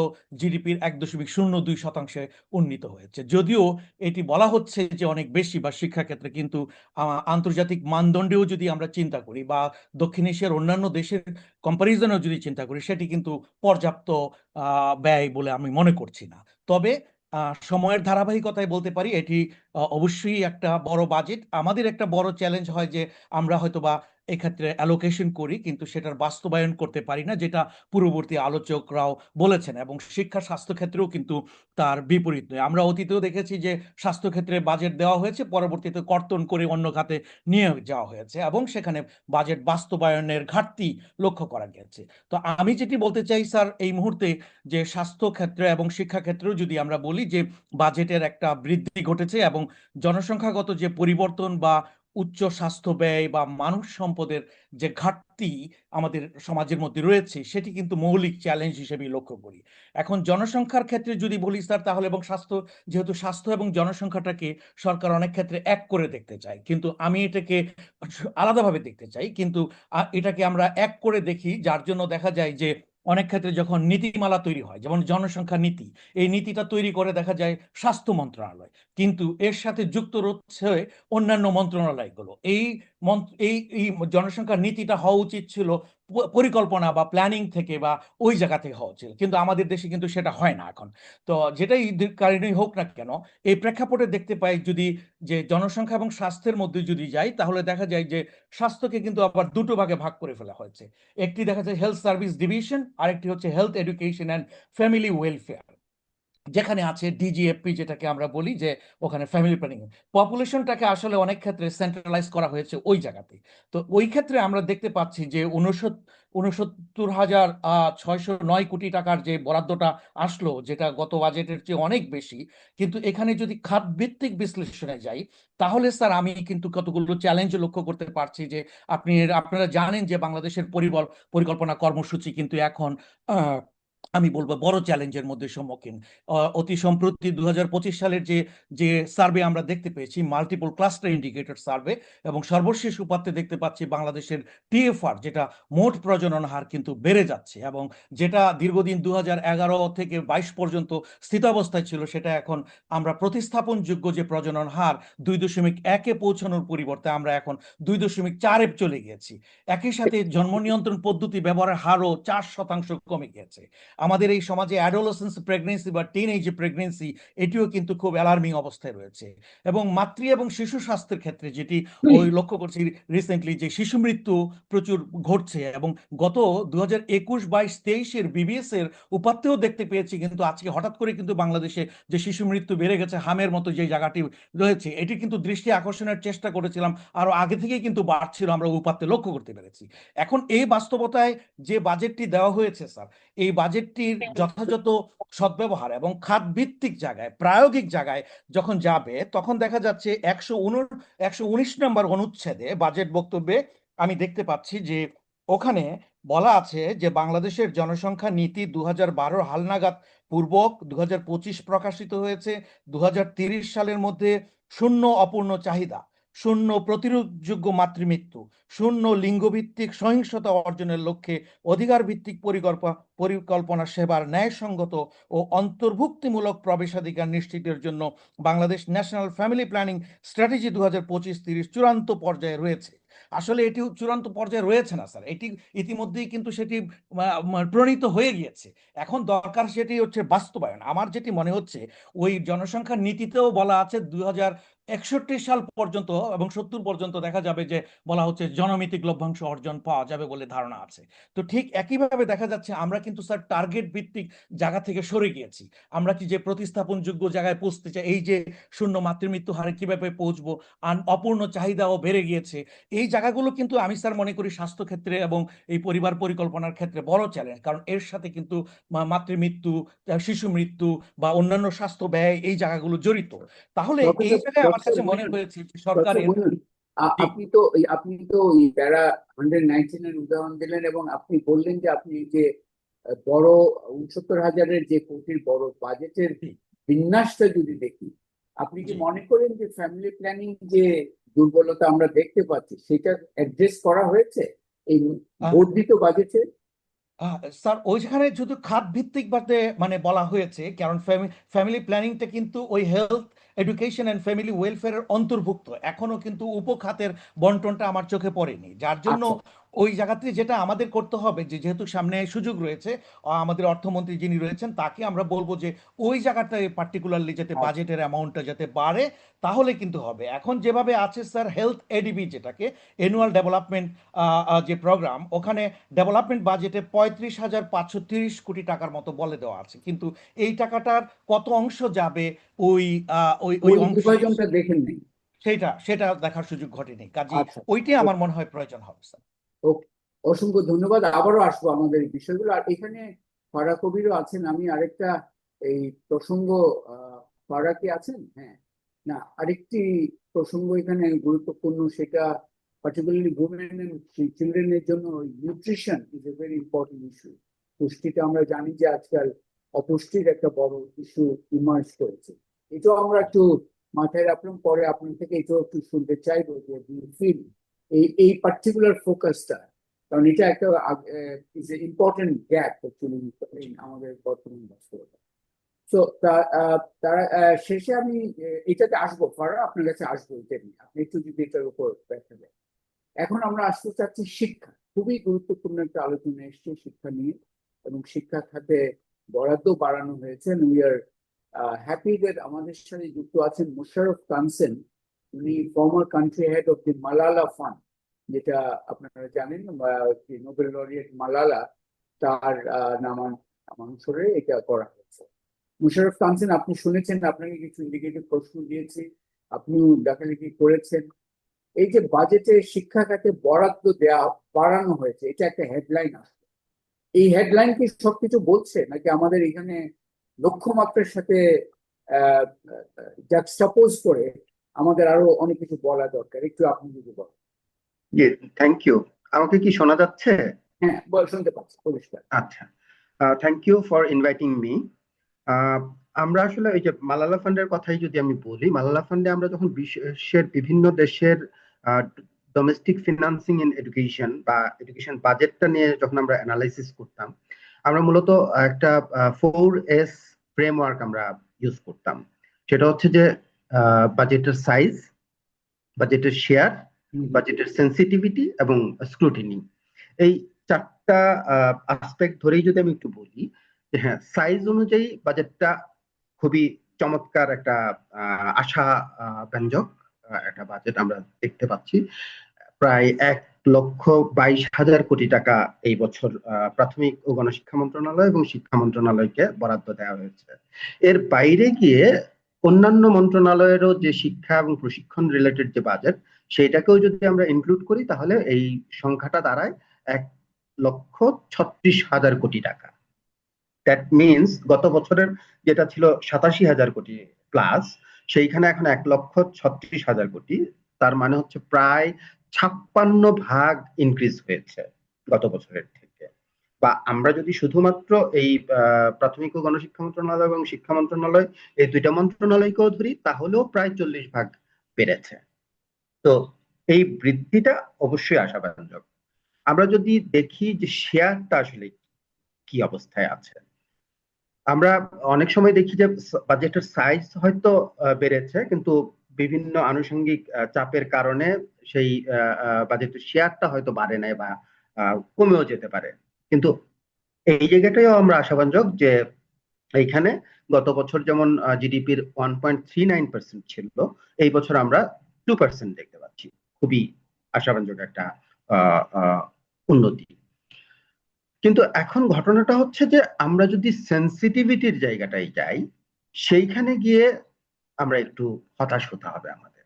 সেটা হচ্ছে যে আমরা দেখছি যে বাজেট আলোচনায় বা বাজেট বক্তৃতায় বলা হচ্ছে শিক্ষা সংস্কারের কথা, দক্ষতা উন্নয়নের কথা বা স্কিলস ডেভেলপমেন্ট, এবং প্রযুক্তি নির্ভর শিক্ষা, কর্মমুখী বা কারিগরি শিক্ষা, কর্মমুখী শিক্ষা, এই জায়গাগুলোকে ফোকাস করা হয়েছে। এবং আমরা খুব রিসেন্টলি দেখলাম যে গত সপ্তাহেই সম্ভবত জাতীয় বিশ্ববিদ্যালয়ের 12,000 শিক্ষককে প্রশিক্ষণ দেওয়ার, মানে অন ডিফারেন্ট ট্রেডস, একটা প্রজেক্ট লঞ্চ করা হয়েছে। এইটার ব্যয়টাও কিন্তু আমাদের এই বাজেটে ইনক্লুডেড। তো সেই জায়গা থেকে আমি যদি বলি যে এই বাজেটে যেই অ্যালোকেশন গুলো ধরা আছে বা যেইগুলো আচ্ছা, কনসেন একটু জাস্ট ক্লিয়ার, আপনি যে পয়েন্টটা বললেন এই যে প্রশিক্ষণের একটা কর্মসূচির যে বাজেটটা, আপনি যেটা বললেন যে এটা অলরেডি একটা চলমান কাজ ছিল, সেটা এই যে নতুন বর্ধিত বরাদ্দের মধ্যে দেখানো হচ্ছে, এটাই কি আপনি বলছেন? জি, এটা প্রজেক্টটা হয়তো নেওয়া হয়েছে এই অর্থ বছরে, কিন্তু এইটার আসলে বাস্তবায়নটা হবে নতুন অর্থ বছরে। আচ্ছা, এবং এরকম অনেকগুলো প্রজেক্ট আছে, লেইস, তারপর হচ্ছে PDP 5 আসতেছে। তো এরকম অনেকগুলো প্রজেক্ট আছে যেগুলোর বাজেট আসলে এই ইয়েতে ঢুকে গেছে বা ঢুকে যাচ্ছে। তো আমি যেটা বলতে চাচ্ছিলাম যে আমরা এনরোলমেন্টের ক্ষেত্রে একটা ব্যাপক উন্নতি আমরা গত দশকগুলোতে অর্জন করেছি, কিন্তু এই মুহূর্তে আমাদের সবচেয়ে বেশি জরুরি যেটা ছিল সেটা হচ্ছে যে আমরা একটা লার্নিং ক্রাইসিসের মধ্যে দিয়ে যাচ্ছি। শিখন ঘাটতি আমাদের কোভিড এর আগেও ছিল, কিন্তু কোভিড এর পরবর্তীতে এসে আমরা শিখন ঘাটতিটা আর শিখন ঘাটতি না, এটা একটা শিখন সংকটের মধ্যে আমরা আসলে পতিত হয়ে গেছি। আমরা যদি রিসেন্ট যে ন্যাশনাল স্টুডেন্ট অ্যাসেসমেন্ট গুলোর কথা চিন্তা করি, 2011, 13, 17 এবং 2022 লেটেস্ট, তাহলে আমরা দেখব যে তৃতীয় শ্রেণীর যত শিক্ষার্থী আছে তাদের মধ্যে মাত্র 51% শিক্ষার্থী তাদের গ্রেড লেভেলের বইটা পড়তে পারছে। আবার 5 এর শিক্ষার্থীদের মধ্যে মাত্র 50% শিক্ষার্থী তাদের গ্রেড লেভেলের বাংলা বইটা পড়তে পারছে, 50% শিক্ষার্থী পারছে না। গণিতে এই জায়গাটা আরো মানে অ্যালার্মিং, সেটা হচ্ছে যে 70% শিক্ষার্থী গ্রেড 5-এর তারা গ্রেড লেভেলের কম্পিটেন্সি অর্জন করছে না। তো আমরা কমপ্লিশন রেট দেখছি যে 85% বা 80% ছেলে মেয়ে গ্রেড লেভেল অতিক্রম করে যাচ্ছে বা প্রাইমারি লেভেল অতিক্রম করে যাচ্ছে উইদাউট হ্যাভিং দেয়ার এক্সপেক্টেড কম্পিটেন্সিস। তো আমাদেরকে আসলে বাজেটের ওই জায়গাটা আমাদের কাছে ক্লিয়ার না, যে বাজেট আসলে কি করবে এই টাকা দিয়ে, মানে এই যে বর্ধিত অ্যালোকেশন, এটা দিয়ে কি আমরা স্কুল ঘর বানাবো, ইনফ্রাস্ট্রাকচার তৈরি করব, নাকি আসলে আমাদের ইমিডিয়েট যে নিডটা আছে সেটা হচ্ছে যে এই যে লার্নিং ক্রাইসিসটা আছে, এই লার্নিং ক্রাইসিসটা লার্নিং ইমার্জেন্সিতে রূপান্তর হওয়ার আগেই টিচার্স প্রফেশনাল ডেভেলপমেন্টটা ঘটানোর দরকার। এবং সেই টিচার্স প্রফেশনাল ডেভেলপমেন্টের জন্য আলাদা করে কোনো বরাদ্দ আছে কিনা, পার্টিকুলারলি আমি যদি ফাউন্ডেশনাল লিটারেসি নিউমারেসির কথা চিন্তা করি, এবং এই জায়গাগুলোতে যদি আমরা এক্ষুনি হাত না দিই, তাহলে আগামী 1-2 বছরের মধ্যে কিন্তু এই লার্নিং ক্রাইসিসটা লার্নিং ইমার্জেন্সিতে পরিণত হয়ে যাবে। তো সেই জায়গাটাকে মাথায় রেখে কোনো বিশেষ বরাদ্দ আছে কিনা এটা কিন্তু আমরা এখনো জানি না বা দেখতে পাইনি। আমরা দেখতে পেয়েছি যে উন্নয়ন বরাদ্দ এবং পরিচালন ব্যয় এই দুইটার মধ্যে একটা ভালো উল্লম্ফন ঘটেছে উন্নয়ন বরাদ্দে। যেমন গতবার যেটা ছিল 60% উপরে পরিচালন ব্যয়, সেটা এখন কমে 57% নেমে এসছে, এবং উন্নয়ন বরাদ্দটা গতবার যেখানে ছিল 30-এর কোঠায়, এটা এই বছর 43%-এ উন্নীত হয়েছে। তো এইটা একটা আশাবাঞ্জক দিক আমার কাছে মনে হচ্ছে। কিন্তু ঘটনা হচ্ছে এইগুলোকে যদি ওই অঙ্কের মার প্যাচে বিভিন্ন প্রজেক্টের ভিতরে ঢুকিয়ে দেওয়া হয় এবং সেই প্রজেক্টের পরিচালন ব্যয় যদি আবার বেড়ে যায়, তখন আসলে আমরা হতাশ হওয়া ছাড়া আমাদের আসলে কোনো উপায় থাকবে না। অসংখ্য ধন্যবাদ। আপনি খুবই গুরুত্বপূর্ণ একটা বিষয় তুলেছেন। আমরা অ্যাকচুয়ালি কর্মসংস্থান মহাসংকটের কথা বলি, কিন্তু আপনি শিখন মহাসংকটেরও একটা ইঙ্গিত দিয়েছেন, এবং আমরা অ্যাকচুয়ালি মোটামুটি সবাই পরিসংখ্যানগুলো একটু ভালো করে দেখলেই সেটার দিকে আমাদের নজর যাবে। এবং শেষে আপনি যে পয়েন্টটা তুলেছেন, এটা অন্যান্য সবার জন্য আই থিঙ্ক ভেরি ইম্পর্টেন্ট। সেটা হচ্ছে এই যে পরিচালনা ব্যয় বলা হচ্ছে অপারেটিং বাজেট অ্যাকচুয়ালি ফ্রম কত, এটা 3% কমানো হয়েছে। এটা কি মানে জাস্ট ইয়ের মাধ্যমে করা হয়েছে কিনা, এক ধরনের ক্যালকুলেশনটাকে এদিক ওদিক করে করানো হয়েছে কিনা? কারণ পরিচালনার ব্যয় কমানো মানে হচ্ছে অ্যাকচুয়ালি ইমপ্লিমেন্টেশন এফিসিয়েন্সি বাড়ানো, স্ট্রিমলাইন করা ইত্যাদি ইত্যাদি। বাট সবার বক্তব্য থেকে একটা বিষয় উঠে এসছে যে আসলে হেডলাইন বরাদ্দগুলো আমরা দেখেছি, বাট এই যে বরাদ্দের বিন্যাসটা, সেটার ডিটেইলটা না দেখলে অ্যাকচুয়ালি আমরা কোন উদ্দেশ্যগুলোকে প্রায়োরিটি দেওয়া হচ্ছে সেটা বুঝতে হয়তো কঠিন হবে। অসংখ্য ধন্যবাদ তানসেন। ফারা, আপনি কি এই মুহূর্তে ওই যে নিউট্রিশনের বিষয়টা নিয়ে আপনাদের কোনো বিষয় দিতে একটু যদি অ্যাড করেন? জিলু ভাই, দেখেন, ওই যে মানে এখানে সবকিছুতেই শুভঙ্করের ফাঁকি। হ্যাঁ, নাম্বারস বাড়ছে, কিন্তু ইমপ্লিমেন্টেশন, যেটা আপনি অলরেডি শুনেছেন, আর নিউট্রিশনের ব্যাপারে যেটা হয়েছে, এখন পর্যন্ত সমন্বয় নেই। এবং হেলথ, চাইল্ড, মকা, এই মন্ত্রণালয়গুলো তো বুঝতে হবে। আপনি যদি নিউট্রিশন বাড়াতে চান, আপনি দেখবেন যে বাজেটে বলা হয়েছে নারীকে 30 কেজি চাল দিয়ে সাপোর্ট দেওয়া হবে। চাল তো আপনাকে নিউট্রিশন দেয় না, আপনার তো সবকিছু মিলিয়ে দিতে হবে। সেখানে প্রাইমারি হেলথ কেয়ারের বাজেটটা বাড়াতে হবে, সচেতনতার জন্য একটা বরাদ্দ রাখতে হবে। পাশাপাশি আপনার প্রাইমারি হেলথ কেয়ার এবং কমিউনিটি ক্লিনিকে ডাক্তার, প্যারামেডিক্স, ওষুধ থাকতে হবে।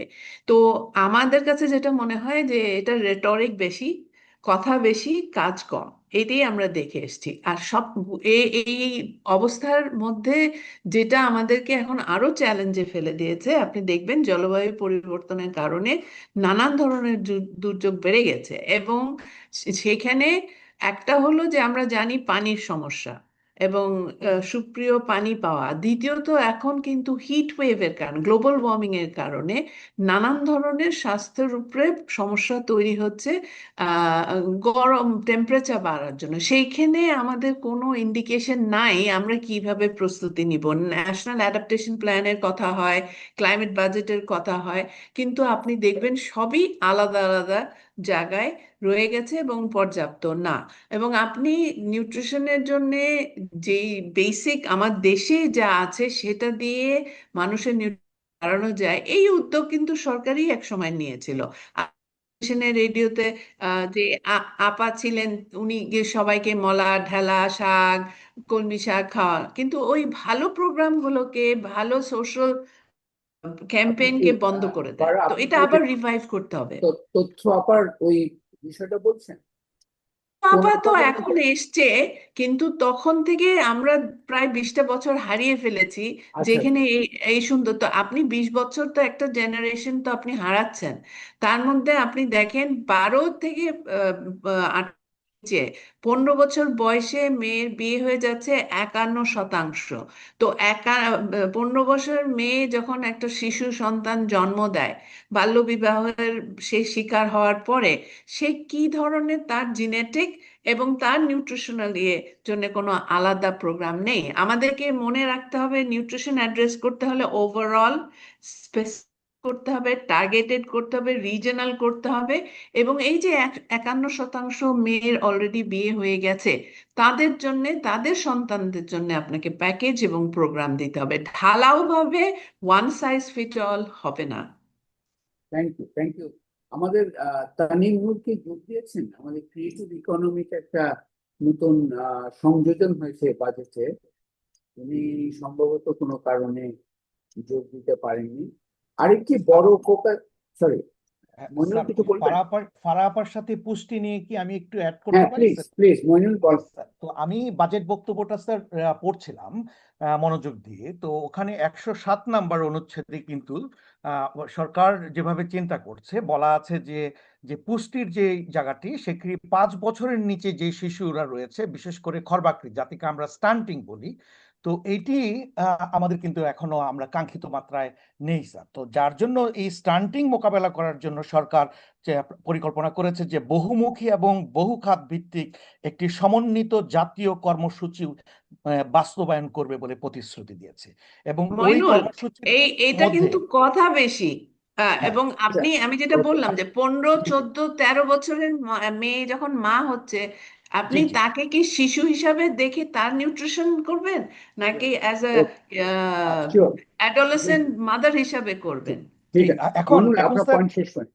জি জি স্যার, তো ওই কর্মসূচির আওতায় বলছেন যে গর্ভাবস্থায় মাতৃ পুষ্টি উন্নয়ন, কিশোরী মেয়েদের পুষ্টি এবং রক্তস্বল্পতা প্রতিরোধ এবং নিরাপদ মাতৃত্ব এবং শিশুর তীব্র অপুষ্টির চিকিৎসা, মাতৃ দুগ্ধ পানি উৎসাহ প্রদান, পরিপূরক খাদ্য বিষয়ে সচেতনতা বৃদ্ধি এবং খাদ্য এবং পুষ্টি শিক্ষা জোরদার করা হবে।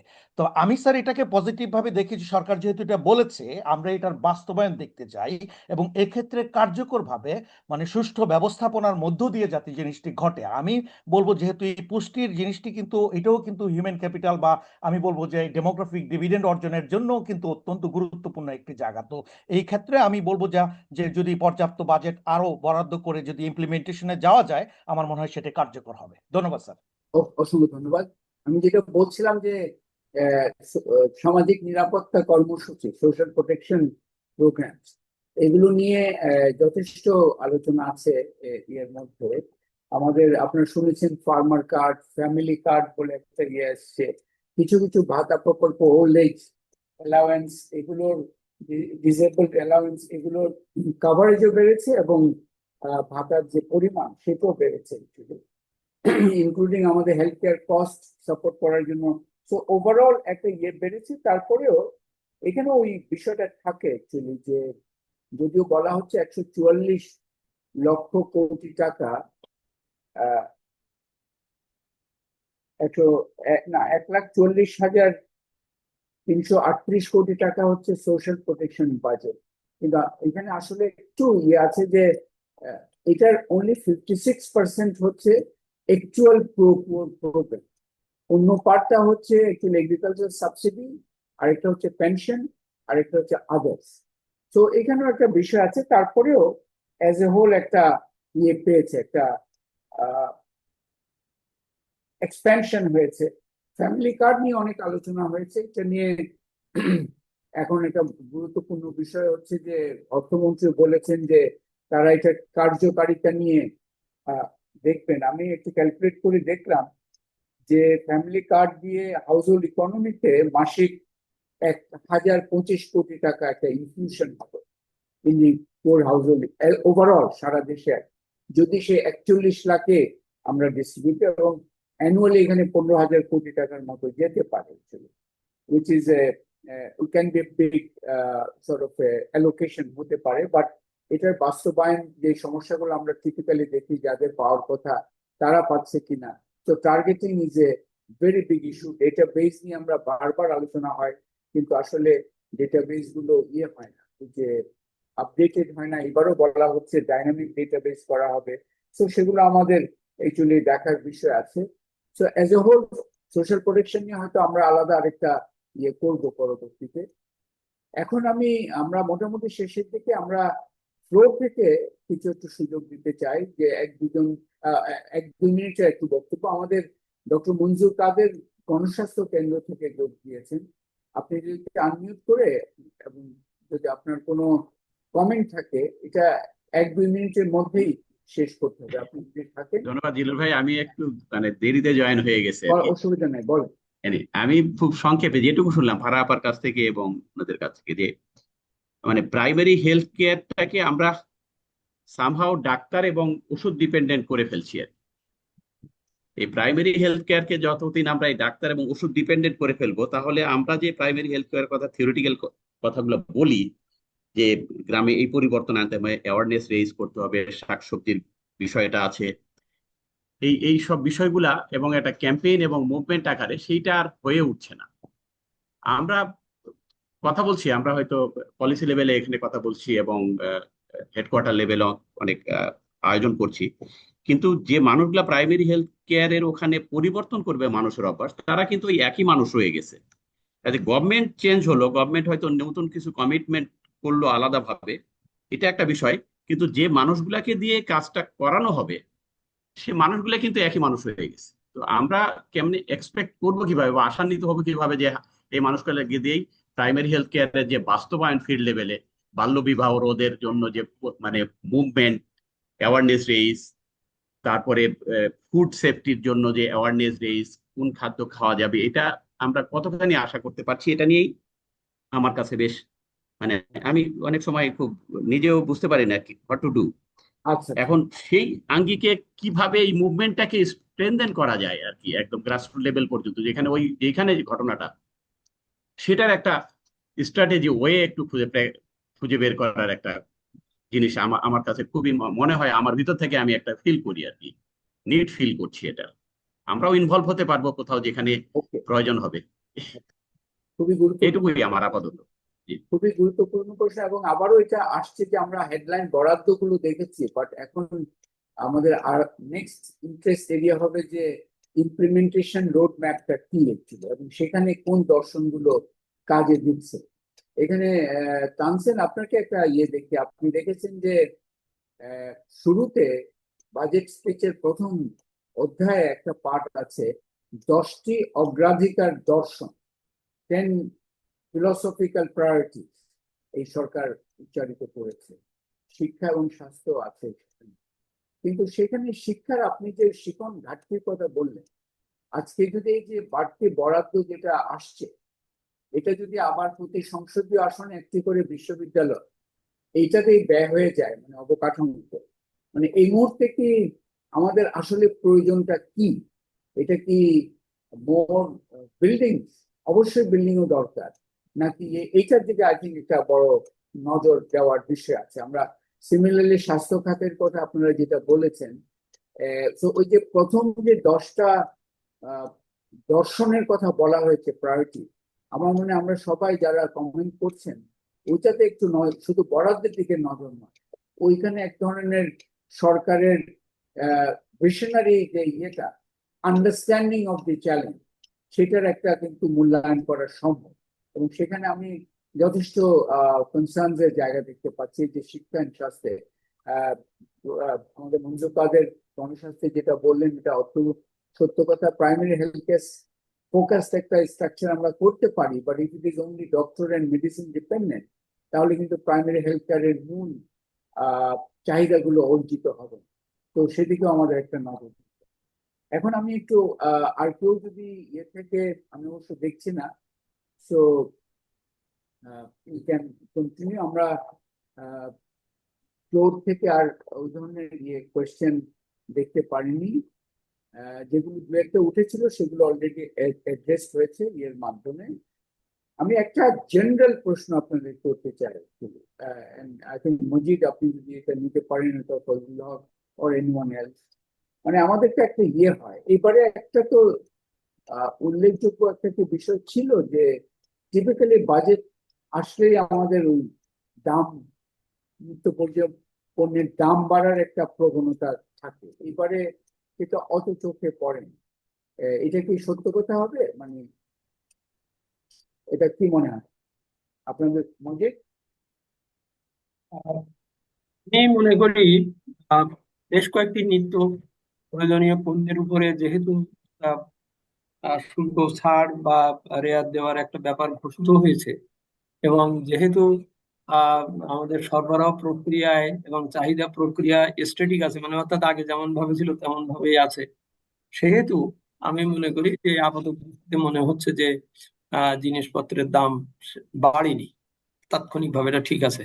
কিন্তু আমি আবার বারবার বলছি, আমি যে সমস্ত সুবিধাগুলো দিয়েছি, যে সমস্ত লক্ষ্যমাত্রাগুলো ঘোষণা করেছি, সেগুলো যদি ইন প্লেস হয়, অর্থাৎ ইফেক্টিভলি ইমপ্লিমেন্টেড হয়, তাহলেই এই এই এই এই পরিস্থিতি বিদ্যমান হবে।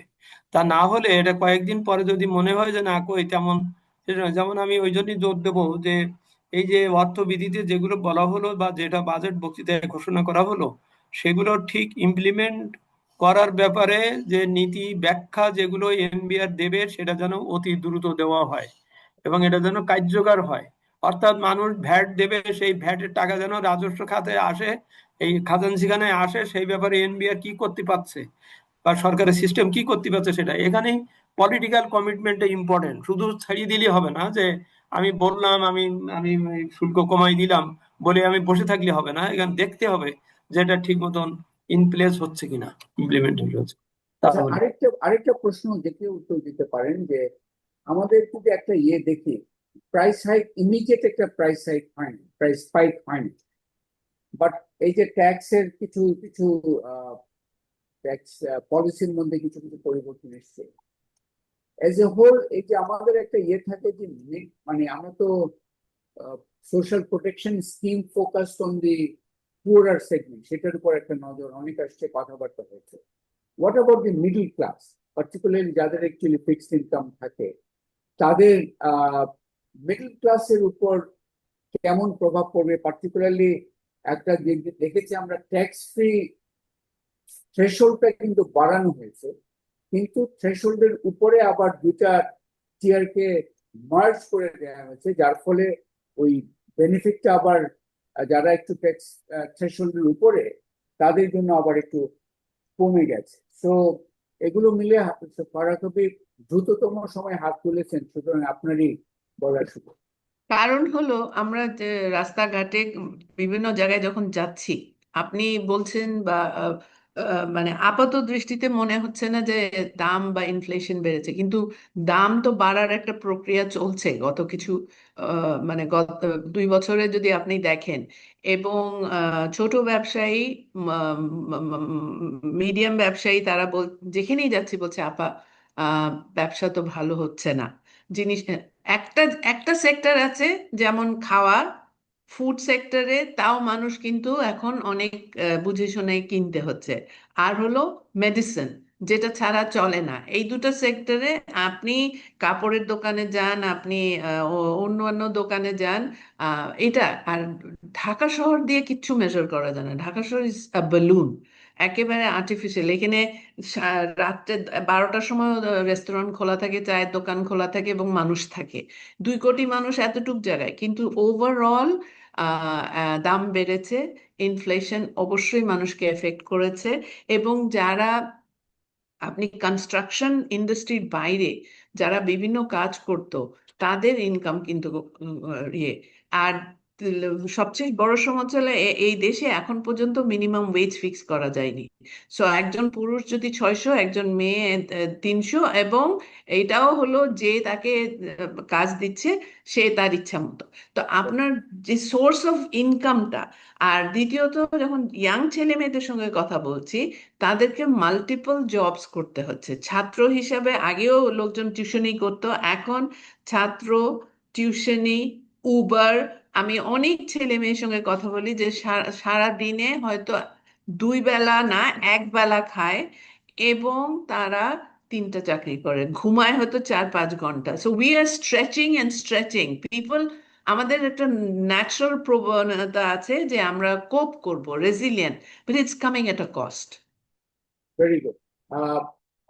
তানসিন, আপনি হাত স্যার তুলেছেন। আমি আমি আমি একটু এই প্রশ্নের সূত্র ধরে একটু স্যার বলতে চাই। আচ্ছা, মজিদ একটু হোল্ড করেন, তানসিন একটু হাত তুলেছে, ও বলেন তারপরে বলছি। আচ্ছা, তানসেন বলুক, ঠিক আছে। আচ্ছা, থ্যাংক ইউ। আমি আসলে বিষয়টাকে আমি আবার এডুকেশনে ফেরত নিতে চাচ্ছি। এটা হচ্ছে যে আমরা যে লার্নিং ক্রাইসিসের কথা বলছিলাম, সেই লার্নিং ক্রাইসিসটা তো হচ্ছে ইন জেনারেল, কিন্তু আমরা যদি আরেকটু পকেট গুলোকে দেখি, যে চর হাওর, তারপরে হচ্ছে উপকূল, তারপরে হচ্ছে আপনার পাহাড়, এই জায়গাগুলোতে কিন্তু এই লার্নিং ক্রাইসিসটা অলরেডি লার্নিং ইমার্জেন্সিতে পরিণত হয়ে গেছে। তো কাজেই এই জায়গাটায় আমাদেরকে যদি অ্যালোকেশনের কথা চিন্তা করি, যে আমরা অ্যালোকেশন হয়তো বেড়েছে ওভারঅল, কিন্তু সেই অ্যালোকেশনটা ওই পর্যন্ত পৌঁছাবে কিনা, মানে ইন্ডিভিজুয়ালিস্টিক ওয়েতে বা ইকুইটি বেসড অ্যাপ্রোচে আমরা যাব কিনা, সেই জায়গাটা আমাদেরকে গুরুত্ব দিতে হবে। আরেকটা জিনিস আমরা দেখছি স্যার, আপনি যেই ফিলোসফির কথা বললেন বা যে দর্শনের কথা বললেন, সেইখানে একটা বলা হচ্ছে যে কর্মমুখী শিক্ষা, বলা হচ্ছে ডিজিটালাইজ এডুকেশন, এবং একটা খুব জোরে সোরে একটা ক্যাম্পেইন হচ্ছে যে ওয়ান টিচার ওয়ান ট্যাব। তো এই যে ওয়ান টিচার ওয়ান ট্যাব, এটা হিউজ একটা কস্ট যাবে এই বাজেটকে, যদি এই বছরই সেটা বাস্তবায়ন শুরু করেন। কিন্তু ঘটনাটা হচ্ছে যে এই যে ওয়ান টিচার ওয়ান ট্যাব, এটা কিন্তু অনেকগুলো মানে সমস্যারও সৃষ্টি করবে। তো আদৌ কি আমার এই one teacher one tab implementation দরকার আছে কিনা এই মুহূর্তে বাংলাদেশে, সেইটাও আমরা ভাবতে বলবো সরকারকে।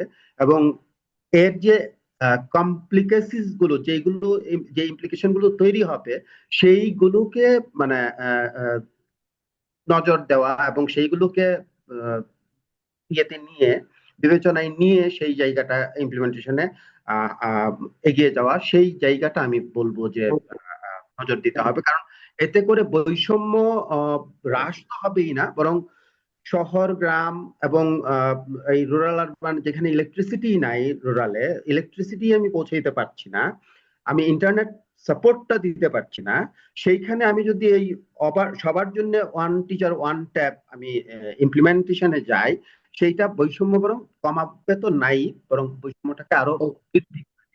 ঠিক সেই আছে, জায়গাটা আমার মনে হয় যে বিবেচনায় রাখতে হবে। Thank you. মুজিব, আপনার এডিশন। আমি স্যার এটা বলতে চাচ্ছি, এই এই বাজেটের একটা লক্ষ্য বা দর্শন এরকম করা হয়েছে, সেটা হচ্ছে যে আমরা ওই নিম্নবিত্ত এবং মধ্যবিত্তের পার্চেসিং পাওয়ার বাড়াবো। অর্থাৎ ওদের যে পার্চেসিং পাওয়ারটা যেটা ক্ষয় হয়ে যাচ্ছে অব্যবস্থাপনার দ্বারা, যেমন শিক্ষায় শিক্ষক বেতনও দিচ্ছি সরকারি খাতার থেকে, আবার ওদিকে তাকে আউট অফ পকেট এই খরচের বাধ্য করছি। ওইটা যদি আমি শিক্ষক বা এই ডিপার্টমেন্ট, অর্থাৎ আমি বলতে চাচ্ছি যে ব্যয় বাজেটে যা ব্যয় করা হবে তার থেকে যেন আমার গুডস অ্যান্ড সার্ভিস প্রডিউস হয়। আমার গুডস অ্যান্ড সার্ভিস যদি প্রডিউস হয় তাহলেই আমি রেভিনিউ পাবো, ওকে সক্ষম করতে পারবো আর কি। তো সুতরাং এখানে যেন কোনো বিল ফারেজ না হয়, এখানে যেন এই 25 টাকার একটা জিনিসকে 25 টাকায় একটা জিনিসই যেন তৈরি করে, আমি 25 টাকার জিনিসকে 125 টাকা বাজেট বরাদ্দ রেখে একটা জিনিসই কিনবো। এই যে পিল ফারেজটা, এই যে ক্ষতিটা, এই যে আত্মসাৎ, এই যে অপব্যয়, এই যে দুঃশাসন, এই যে দুর্নীতি, এইগুলোর দিকে নজর দিতে হবে বেশি। তাহলেই আমার বিনিয়োগ, বাইরের থেকে যে বিনিয়োগটা আমি করবো সেটা ওর জন্য বেনিফিশিয়াল হবে, এবং ওর পার্চেসিং পাওয়ারটা যদি ইন্ট্যাক্ট রাখতে পারি তাহলেই আমার এই দ্রব্যমূল্যের এই যে সেটা ফেস করবার জন্য তাকে সহায়তা করে, অর্থাৎ বৈষম্য কমানোর চেষ্টা করা। আমি সেই জন্য আমাদের রাজস্ব নীতি বা যেটা বলা হয়েছে এটাকে খুব ভালোভাবে পর্যবেক্ষণে রাখতে হবে। এটা এরকম না যে আগামী বছর আবার রিভাইজ বাজেটের সময় আমি যেই জানতে পারবো যে এইটা উনি করেছেন, এটা করেন নাই, এটা হয়েছে, এটা হয় নাই, এরকম না। এটা আমরা করবো যে এখন যেহেতু স্যার মাত্র 1 সপ্তাহ সময় আছে, এই বাজেট পাস করতেই হবে, এটা সাংবিধানিক বাধ্যবাধকতা। তো যা প্রস্তাব করা হয়েছে এইভাবে পাস করা হোক, কিন্তু প্রতি 3 মাস পর পর অন্তত অগ্রগতিটা, কেন এটা হয়নি, কেন ওটা হচ্ছে না, তার জন্য যদি সঙ্গে সঙ্গে যদি কোনো আইনের হয় সেটা করতে হবে। এটা এটা এটা কিন্তু অন্য সাধারণ 10টা বছরের মতো ফেলে রাখলে হবে না। চমৎকার চমৎকার করেছেন। এবং আমি আমরা এখন শেষের দিকে চলে আসছি। আমি want to before I do a summing up, আমি আমাদের প্যানেলিস্টদেরকে, তানিম নূর আনফরচুনেটলি কোন জয়েন, মনে হচ্ছে আমরা ক্রিয়েটিভ ইকোনমি একটা ভালো আলোচনা করতে পারতাম, হয়তো পরবর্তীতে সেটা করার চেষ্টা করবো। সব প্যানেলিস্টদেরকে আমি 1 মিনিট সময় নিতে বলছি। আপনার একটি পরামর্শ যদি থাকে for the finance minister, 1 minute সময় নিয়ে সেটা বলেন। ফজলুল হক, আপনাকে দিয়ে শুরু করতে চাচ্ছি। ধন্যবাদ। আমি একটা ইন জেনারেল মানে কমেন্ট করতে চাই, সেটা হচ্ছে যেটা মজিদ ভাই মাত্র একটু আগে বললেন, আমরা বাজেট আলোচনায় বরাবরই বরাদ্দ নিয়ে আলোচনা করি খুব বেশি। এটি হয়, বরাদ্দ কম হলো, বরাদ্দ বেশি হলো, কত পার্সেন্ট হলো, জিডিপির এত পার্সেন্ট, মানে বাজেটের এত পার্সেন্ট, এইটা। কিন্তু এটার কোয়ালিটি নিয়ে আমরা আসলে কখনোই খুব বেশি আলোচনা করি না। কোয়ালিটির আলোচনাটা একেবারেই উজ্জ্বল থেকে যায়। এবং এই যে মজিদ ভাই খুব চমৎকার একটা কথা বলেছেন যে 25 টাকার জিনিস বরাদ্দ করার সময় যদি 125 টাকা বরাদ্দ করা হয়, এই দুর্নীতি যতদিন পর্যন্ত আমরা ঢাকতে না পারবো, আমি একজন নাগরিক হিসেবে, সাধারণ নাগরিক হিসেবে আমার ভিতরে একটা দৃঢ় বিশ্বাস আছে যে আমাদের বাজেটের একটা বড় অংশ বিভিন্নভাবে অপচয় হয়ে যাচ্ছে। এবং বাজেটের যে বরাদ্দ, এই বরাদ্দটাকে আমাদের মতো একটা দরিদ্র দেশে এই বরাদ্দটাকেই যদি আমরা সঠিকভাবে কাজে লাগাতে পারতাম, প্রপারলি, উইথ মিনিমাম পসিবল মানে ওয়েস্টেজ, মিনিমাম পসিবল, আমি জিরো জিরো বলার দুঃসাহস পাচ্ছি না, যে মিনিমাম পসিবল ওয়েস্টেজ মানে সিস্টেম লস যদি বলি সুন্দর ভাষায়, যে এই সিস্টেম লসটাকে অ্যালাউ করে যদি করতে পারতাম, এই অল্প বাজেটেও আমাদের দেশকে আমরা আসলে অনেক দূরে এগিয়ে নিয়ে যেতে পারতাম। সো আমাদের মনে আপনার কাছে আমার কাছে আবেদন থাকবে যে আমরা কোয়ালিটি নিয়ে, আপনারা যারা এরকম সংগঠক, এই কোয়ালিটি অফ এক্সপেন্ডিচার, এইটা নিয়ে আমাদের আলোচনাটা একটা সিরিজ করা দরকার। ওকে, wonderful. Farah, 1 minute advice to finance minister. The process of developing the budget has to be inclusive and participatory, including parliamentarians should have a way to উনি বলেন যে বাজেট আগেই তৈরি হয়ে গেছে, তারপর ওনাদের কাছে আছে। So how come the bureaucracy last word and not the legislature? So এখানে culture practice change আনতে হলো that আমাদেরকে we want to see how the spent, যেটা সবাই বলেছে, allocation doesn't matter. আপনি আমাকে কোন রকম ড্যাশবোর্ড, কোন রকম কোনো সিস্টেমে আমাকে এটা জানাতে হবে অ্যাজ সিটিজেন যে this is being spend. And my last point is যে আমার এই বাজেটে $1 ট্রিলিয়ন আসবেটা কোন সোর্স থেকে? যেই সোর্স তার একটা বড় সোর্স হলো রেমিটেন্স, এবং তারা এখন with the fuel the conflict and the war, war is the reflection in the budget যে তাদের জন্য কিছু করা, মার্কেট খোলা হবে তাদেরকে, বাংলাদেশের পরে the opportunity we see, at least I may not have read it, আমি মেনে নিচ্ছি এটা আমার অপারগতা, কিন্তু we want to listen and understand what is the plan, because conflict has not gone over and this is শেষ হয়নি. Last point, when do we make the transition to renewable and just energy? আজকে climate কথা বলতে দেননি, বেশি সময় ছিল না, বাট যদি এনার্জি চলবে না, আমাদেরকে আসলেও চিন্তা করতে হবে। এবং অনেক আর্গুমেন্ট আছে, সোলার অনেক খরচ, এই খরচ ওই খরচ, এগুলোর ঊর্ধ্বে ফ্যাক্টস এন্ড ফিগারস লাগবে। Thank you. না, this is important. Energy transition নিয়ে অত আলাপ হয়নি, সোলার নিয়ে অনেক ধরনের প্রস্তাব আছে in the budget, so that merits also separate discussion. Moinul, আপনার 1 minute advice to the finance minister. জি স্যার। স্যার ধন্যবাদ স্যার। আমার মনে হয় স্যার ওই 1 মিনিটের মধ্যে বলতে গেলে আমি মনে করি, যেহেতু জনসংখ্যার জায়গা থেকেও যদি বলি যে যে যে যদিও আমরা সিকিউরিটি নিয়ে খুব বেশি আলোচনা করিনি, যেমন বয়স্ক ভাতা, বিধবা এবং স্বামী নিগৃহীতা, প্রতিবন্ধী ভাতা, এগুলো যে বৃদ্ধি করেছে যে সংখ্যাটা আমি দেখতে পাচ্ছি অনেকটা থোক, 1 লক্ষ বৃদ্ধি করে, 1 লক্ষ বৃদ্ধি করে, আবার কোনোটা 2.5। এই যে বৃদ্ধির যে হারটা, এটা মনে হয় জনসংখ্যার আকার ধরে মানে আপনার পরিমাণটা হিসাব করা উচিত, একদম মানে ঢালাও ভাবে না করে। এটি একটি জায়গা। এবং প্রতিবন্ধী শিক্ষার্থীদের ক্ষেত্রেও যেমন 650 টাকা বৃদ্ধি করে যে 700 টাকা করা হলো, বা 900 টাকা থেকে 1000 টাকা করা হলো, এর যে বৃদ্ধির হারটা আমি বলবো যারা আসলে সুবিধাভোগী হবে সেটি আমার মনে হয় রিভিজিট করার সুযোগ আছে।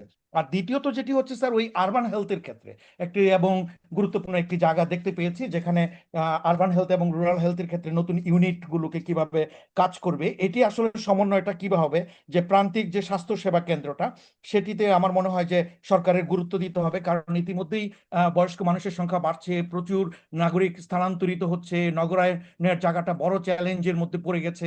তো সেটা একটা বিবেচনায় নিতে হবে। এবং শেষ দিকে যে কথাটা একদম মূলত বলতে চাবো যে আসলে স্যার এখানে এই বাজেটে তো আমরা দেখলাম কিছু খাতে বৃদ্ধি পেয়েছে, এ নিয়ে একটা আলোচনা চলেছে। আমি দেখতে চাই স্বাস্থ্য এবং জনসংখ্যা খাতকে ব্যয় নয়, বরং মানব সম্পদ উন্নয়ন, অর্থনৈতিক প্রবৃদ্ধি এবং টেকসই উন্নয়নের জন্য দীর্ঘমেয়াদী বিনিয়োগ হিসেবে বিবেচনা করা উচিত, এবং সেটাতে ধারাবাহিকভাবে যাতে অব্যাহত থাকে সেই প্রত্যাশা করছি। ধন্যবাদ স্যার। ধন্যবাদ। কাঞ্চন, মোশাররফ কাঞ্চন। জি স্যার, ধন্যবাদ। আমি শুধু বলতে চাইবো যে এইবারের বাজেটে যেহেতু কারিগরি ও কর্মমুখী শিক্ষাকে অনেক গুরুত্ব দিয়ে বিবেচনা করা হয়েছে, তো কারিগরি শিক্ষা নিয়ে আসলে আমাদের প্রেজেন্ট যে সিচুয়েশন, আমরা যদি সেসিপের কথা বলি বা লেইস প্রজেক্ট যেটা এখন চলছে, আমার একটা সুযোগ হয়েছে লেইসের একটা ইভ্যালুয়েশন করার। তো সেইখানে আমরা দেখতে পেয়েছি স্যার, মানে কারিগরি শিক্ষার যে কম্পোনেন্টটা আছে এটা খুবই ভয়াবহ অবস্থায় আছে। হয়তো মেশিন আছে কিন্তু টুলস নাই, হয়তো মেশিনারিজ আছে কিন্তু অন্যান্য যে উপকরণগুলো দরকার এই উপকরণগুলো নাই।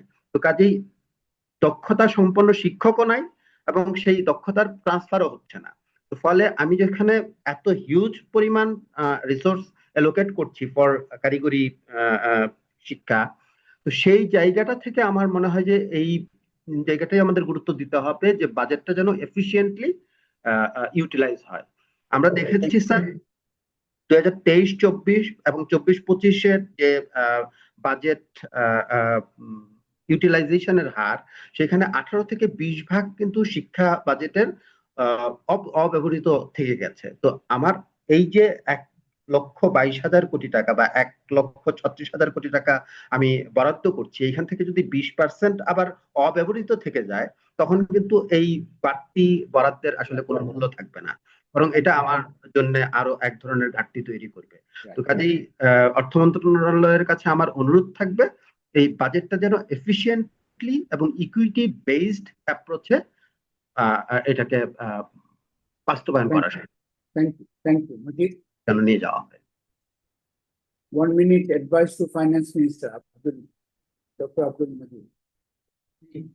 হ্যাঁ, কথা সবকিছুর উপরেই এটা ঠিক যে রেভিনিউ কিন্তু বাড়তে হবে, তা না হলে কিন্তু ওই বাজেট পাস হবে না, মানে বাস্তবায়ন করা যাবে না।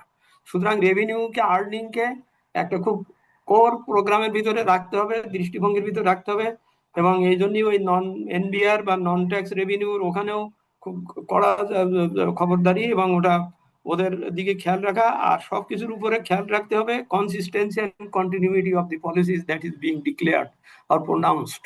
এইবারই বাজেটে দেখলাম অর্থবিধিতে বলা আছে যে আগামী 5 বছর কিভাবে বছর বছর ট্যাক্সের হবে এইটা বলা হয়েছে, কিন্তু অন্যান্য যেগুলো ফ্যাসিলিটিস বা যা যা বলা হয়েছে এটা যেন কন্টিনিউ করে, এটা যেন কনসিস্টেন্সি থাকে, তা না হলে বিনিয়োগ, বেসরকারি বিনিয়োগ দাঁড়াতে পারবে না। কারণ সে যদি মনে করে প্রতি বছর আপনি ওই ট্যাক্স রেট বাড়াবেন কমাবেন, এখানে সুবিধা দেবেন ওখানে দেবেন না, এবং অথবা আপনি ওখানে এনবিআর এর থেকে বলবেন যে আমি এগুলো দেবো, কিন্তু উনি তখন ইমপ্লিমেন্টেশনে যাবেন ওই বেজা বা বিডাতে যেই যদি দেখা যায় যে তার কোনো অস্তিত্ব নাই বা সে বিষয়ে নাই, এখানে সমন্বয়ের প্রয়োজনটা হবে। তাহলে ব্যক্তিগত বিনিয়োগ মানে বিনিয়োগ বাড়লে বিদেশি বিনিয়োগ বাড়বে, এবং তাহলেই অর্থনীতি তার সুস্থ পথে আসবে। আমরা অর্থনীতির সুস্থতা কামনা করি, এবং সেই জন্যেই যার যে লেভেল থেকে যেটা করা উচিত, যেমন শুধুমাত্র ট্যাক্স রেভিনিউ আর্নিং এর ব্যাপারে এরকে জনমত বা করের খাত ক্ষেত্র বাড়ানোর ক্ষেত্রে এটা শুধু এনবিআর এর দায়িত্ব না, এটা অর্থনীতির সকল ক্ষেত্রে সকল প্রশাসনের সকল যার তারা সেইভাবে সহযোগিতায় আসবেন, সহযোগিতা ভূমিকা পালন করতে হবে। এটা এরকম না যে শুধু এনবিআরই খাত বাড়াবে, এনবিআরই করদাতাদের ধরে ধরে এনে করদাতা বানাবে, এ করবে, তা না। এটা যার প্রত্যেকের সেখান থেকে সকলে এটা খেয়াল করবেন, এইদিকে নজর দিতে হবে আমি মনে করি। অসংখ্য ধন্যবাদ আমাদের প্যানেলিস্টদেরকে। আমরা শেষের পথে আমি just I think it has been extremely rich discussion. আরো অনেকগুলো ইস্যু আমরা হয়তো আলোচনা করতে পারতাম, এনার্জি আছে, ক্রিয়েটিভ ইকোনমি আছে, সোশ্যাল প্রোটেকশন নিয়ে আরো ইনডেপথ আলোচনা করা যেত, বাট আজকে I think more or less ওর কিছু ইস্যুস সামনে তুলে আসছে, and I just want to conclude by highlighting those. একটা বিষয় আই থিঙ্ক খুবই পরিষ্কার ভাবে এসছে যে আমরা বাজেট বাজেট পেশ করার মধ্যে একটা পরিবর্তন চাই। আমার মনে হচ্ছে আপনার সবার কথা থেকে দেয়ার শুড বি বাজেট, বা এখন আছে বাজেট স্পিচ আছে আর বাজেট বরাদ্দ আছে, দুইটা বড় সেগমেন্ট। আই থিঙ্ক আমাদের আরো দুটা সেগমেন্ট সংযোজন করা এখন সময়ের দাবি, আপনাদের বক্তব্য থেকে উঠে আসছে এবং আমারও বিবেচনা সেটা। একটি হচ্ছে we also need an implementation road map attached to the budget itself. এই মধ্যে যদি না হয় তাহলে ফজলক বলেছেন বা মজিদ বলেছেন 30শে জুনের মধ্যে এই বাজেট পাস হবে, বাট জুলাই 2026-এর মধ্যে ইমপ্লিমেন্টেশন রোড ম্যাপটা দরকার। আদারওয়াইজ এটা একটা ফিল গুড লক্ষ্যমাত্রার একটা কালেকশন হিসেবে দাঁড়িয়ে থাকে। So we want a implementation road map, এবং এর মধ্যে কিন্তু এই লাস্টে মুজিব যেটা বললেন একটা ভালো ইয়ে আছে যে কর্পোরেট ট্যাক্স একটা রোড ম্যাপ ফর 5 years, সেটা কিন্তু ইনক্লুডেড আছে in the budget speech as a way to attract investment. আমি মনে করি যে আপনাদের বক্তব্য থেকে সবাই বলছেন ইমপ্লিমেন্টেশন ইজ কি। ইমপ্লিমেন্টেশন নট জাস্ট যে টাকা আছে এটা বরাদ্দ, বাট অলসো বরাদ্দের বিন্যাসটা কোথায় খরচ হবে। বরাদ্দ এডুকেশন ইজ এ বাস্কেট, সেটা কোন জায়গায় খরচ হবে, স্বাস্থ্যে কিভাবে খরচ হবে। So an implementation road map আমাদের দরকার। আর আরো একটা খুব ভালো সাজেশন দিচ্ছে, আমি মনে করি বাজেটের আরেকটা 4th চ্যাপ্টার অ্যাড হওয়া উচিত, either in the budget or in the জুনের মধ্যে বাজেট আলোচনা প্রেজেন্টেশনটা হয়ে যাওয়া উচিত। জুলাইতে এখন আগামী বছর থেকে আশা করি ইমপ্লিমেন্টেশন রোড ম্যাপ এবং একটা 3 monthly progress monitoring on outcome indicators, যেগুলো ওনারা বলছেন তার এক্স্যাক্টলি কি কি, এবং ওই ইন্ডিকেটর ফ্রেমওয়ার্ক তো ডেভেলপ করা দরকার। I think we can all help the government এই ইন্ডিকেটর প্রোগ্রেস মনিটরিং ইন্ডিকেটর ফ্রেমওয়ার্কটা ডেভেলপ করার জন্য। তো এখানে আপনার তো এইটা আমি মনে করি যে একটা বড় ইস্যু এসছে যে জুনে আপনি বাজেট স্পিচ এন্ড বরাদ্দ দেন, জুলাইতে implementation road map and 3 monthly progress monitoring framework দেন, then we will know that the government is not just feel good rhetoric এর মধ্যে আবদ্ধ আছেন, but actually the likely impact will be higher.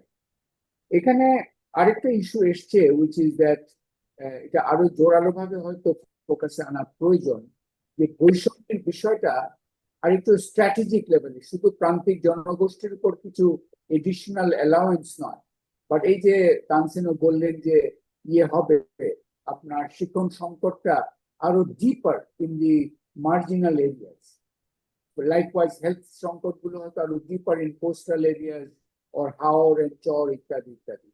So বৈষম্যের বিষয়টাও আরো জোরালো ভাবে রাখা দরকার। আমরা ওয়াশ বাজেট কিছুদিন আগে বাজেট ট্র্যাকিং করতে গিয়ে দেখলাম বৈষম্যের বিষয়টা আসলে ভেরি ভেরি সিরিয়াস একটা ইস্যু।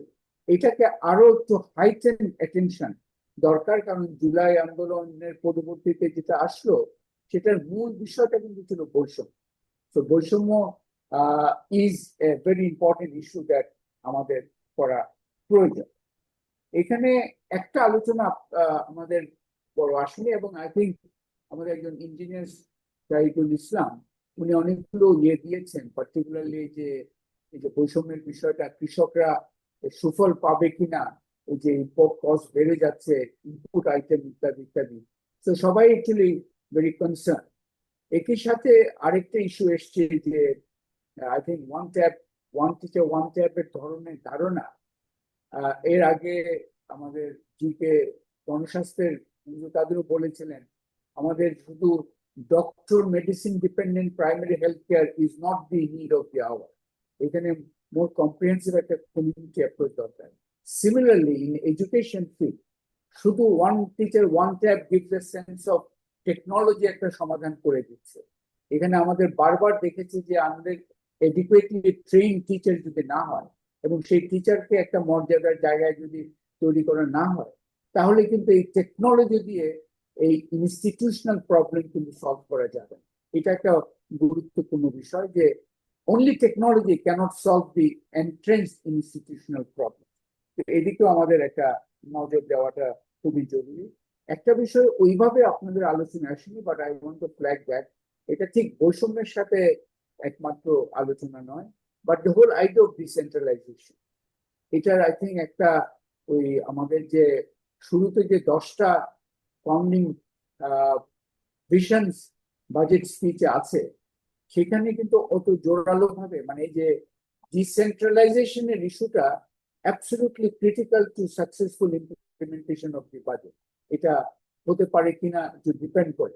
এই যে সোশ্যাল প্রোটেকশন প্রোগ্রাম বললাম, এই যে আপনারা ফ্যামিলি কার্ড, কৃষক কার্ড ইত্যাদি দেবেন, এগুলোতে কিন্তু স্থানীয় সরকারগুলো যদি সেই অর্থে কম্পিটেন্ট স্থানীয় সরকার যদি উপস্থিত না থাকে, তাহলে কিন্তু এই যে বেনিফিশিয়ারি চয়েসটা রিমেইনস এ চ্যালেঞ্জ।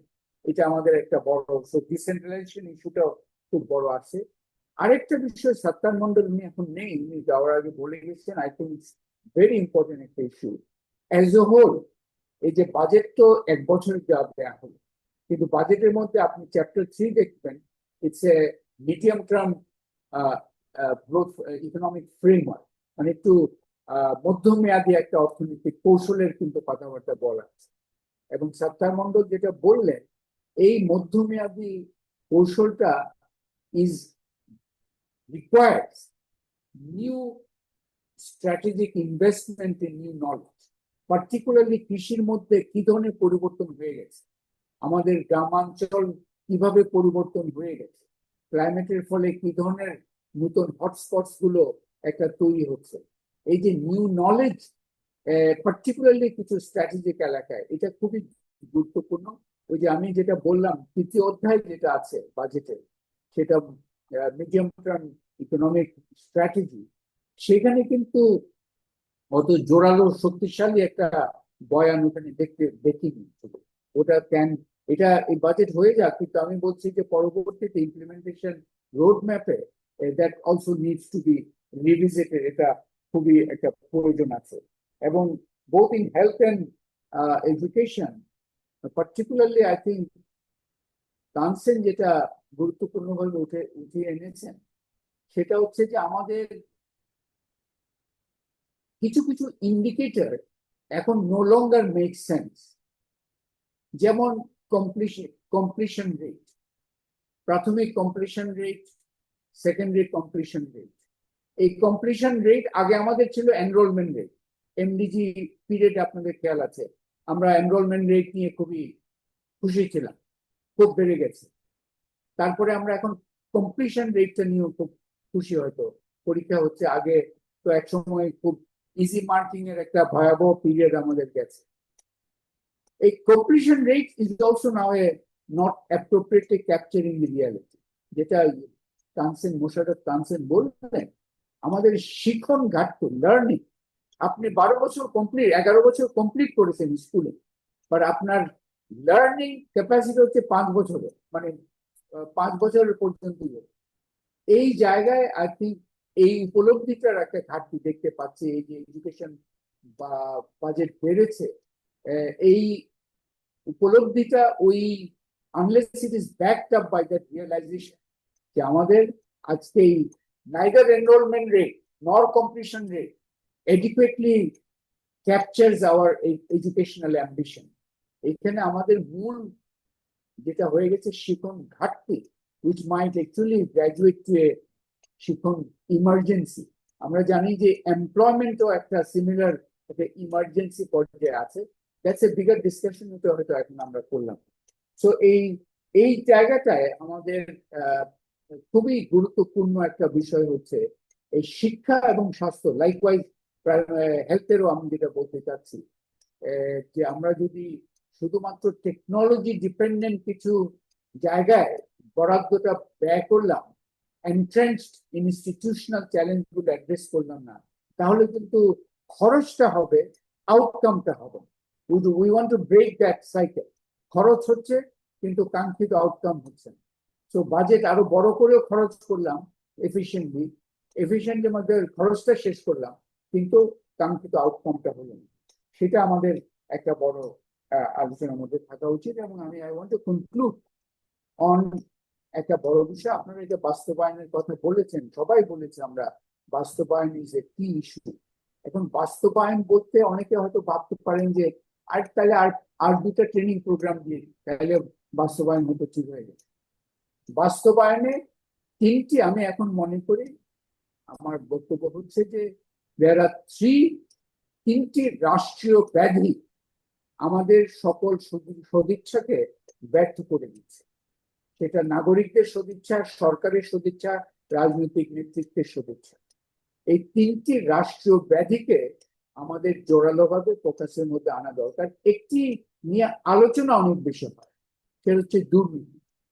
এই আপনি বললেন যে মাঝির যেটা বললেন 15 টাকার খরচ, কিন্তু সেটা 15 টাকা হলো কিনা, নাকি সেটার মধ্যে 5-10 টাকা অন্য জায়গায় চলে গেছে। একটি হচ্ছে যে দুর্নীতি, এটা একটা রাষ্ট্রীয় ব্যাধি, এটা নিয়ে সবাই কিন্তু বলে এবং civil society perhaps is very much focused on that. কিন্তু দুর্নীতির সম গুরুত্বপূর্ণ, in my view even bigger issue, আরো দুটো রাষ্ট্রীয় ব্যাধিকে আজকে সময় এসছে, in the hope of galvanizing our society and economy, আরো দুটো রাষ্ট্রীয় ব্যাধিকে we have to bring them into focus. একটি হচ্ছে বাস্তবায়ন ব্যর্থতা। ব্যর্থতা হচ্ছে কেন? আমরা দেখেছি যে যেমন এই যে ওয়াসা, এই যে পানি ঢাকার যে সিওয়েজ ট্রিটমেন্ট প্লান্ট ইত্যাদি, এগুলো 2015-তে শুরু project, suppose to have ended in 2020। 2026 এটার জন্য একটা বরাদ্দ আছে। এই যে দীর্ঘসূত্রিতা, সময় মতো শেষ করতে না পারা, এই যে বাস্তবায়ন ব্যর্থতা কিন্তু হ্যাজ টু বি, এন্ড এটা মধ্যে আমি এটা বলতে চাচ্ছি না যে দেয়ার আর অলসো গুড এক্সাম্পল যারা করতে পেরেছে ভালো করে, এই বাস্তবায়ন করতে পেরেছে, কিন্তু বাস্তবায়ন ব্যর্থতাকে দুর্নীতির সম গুরুত্বপূর্ণ একটা ইস্যু হিসেবে আমাদের নিয়ে আসতে হবে। এবং সেখানে কিন্তু ইনস্টিটিউশনাল রিফর্মস গুলো খুবই গুরুত্বপূর্ণ। কিন্তু আজকে আমি থার্ড আরেকটা রাষ্ট্রীয় ব্যাধিকে এখানে যোগ দিতে চাই, সেটা হচ্ছে যে ব্যর্থতা নয়, সেটা হচ্ছে অপচয়। অপচয়টা is not just a afterthought, একটা ছোটখাটো বিষয়। অপচয় is a vast state disease রাষ্ট্রীয় একটা ব্যাধি হিসাবে দেখতে হবে। এবং অপচয়টা কোথায়? শুধু খরচ যে তা না, অপচয় হচ্ছে যে আননেসেসারি ইনস্টিটিউশন আমরা তৈরি করে বসে আছি।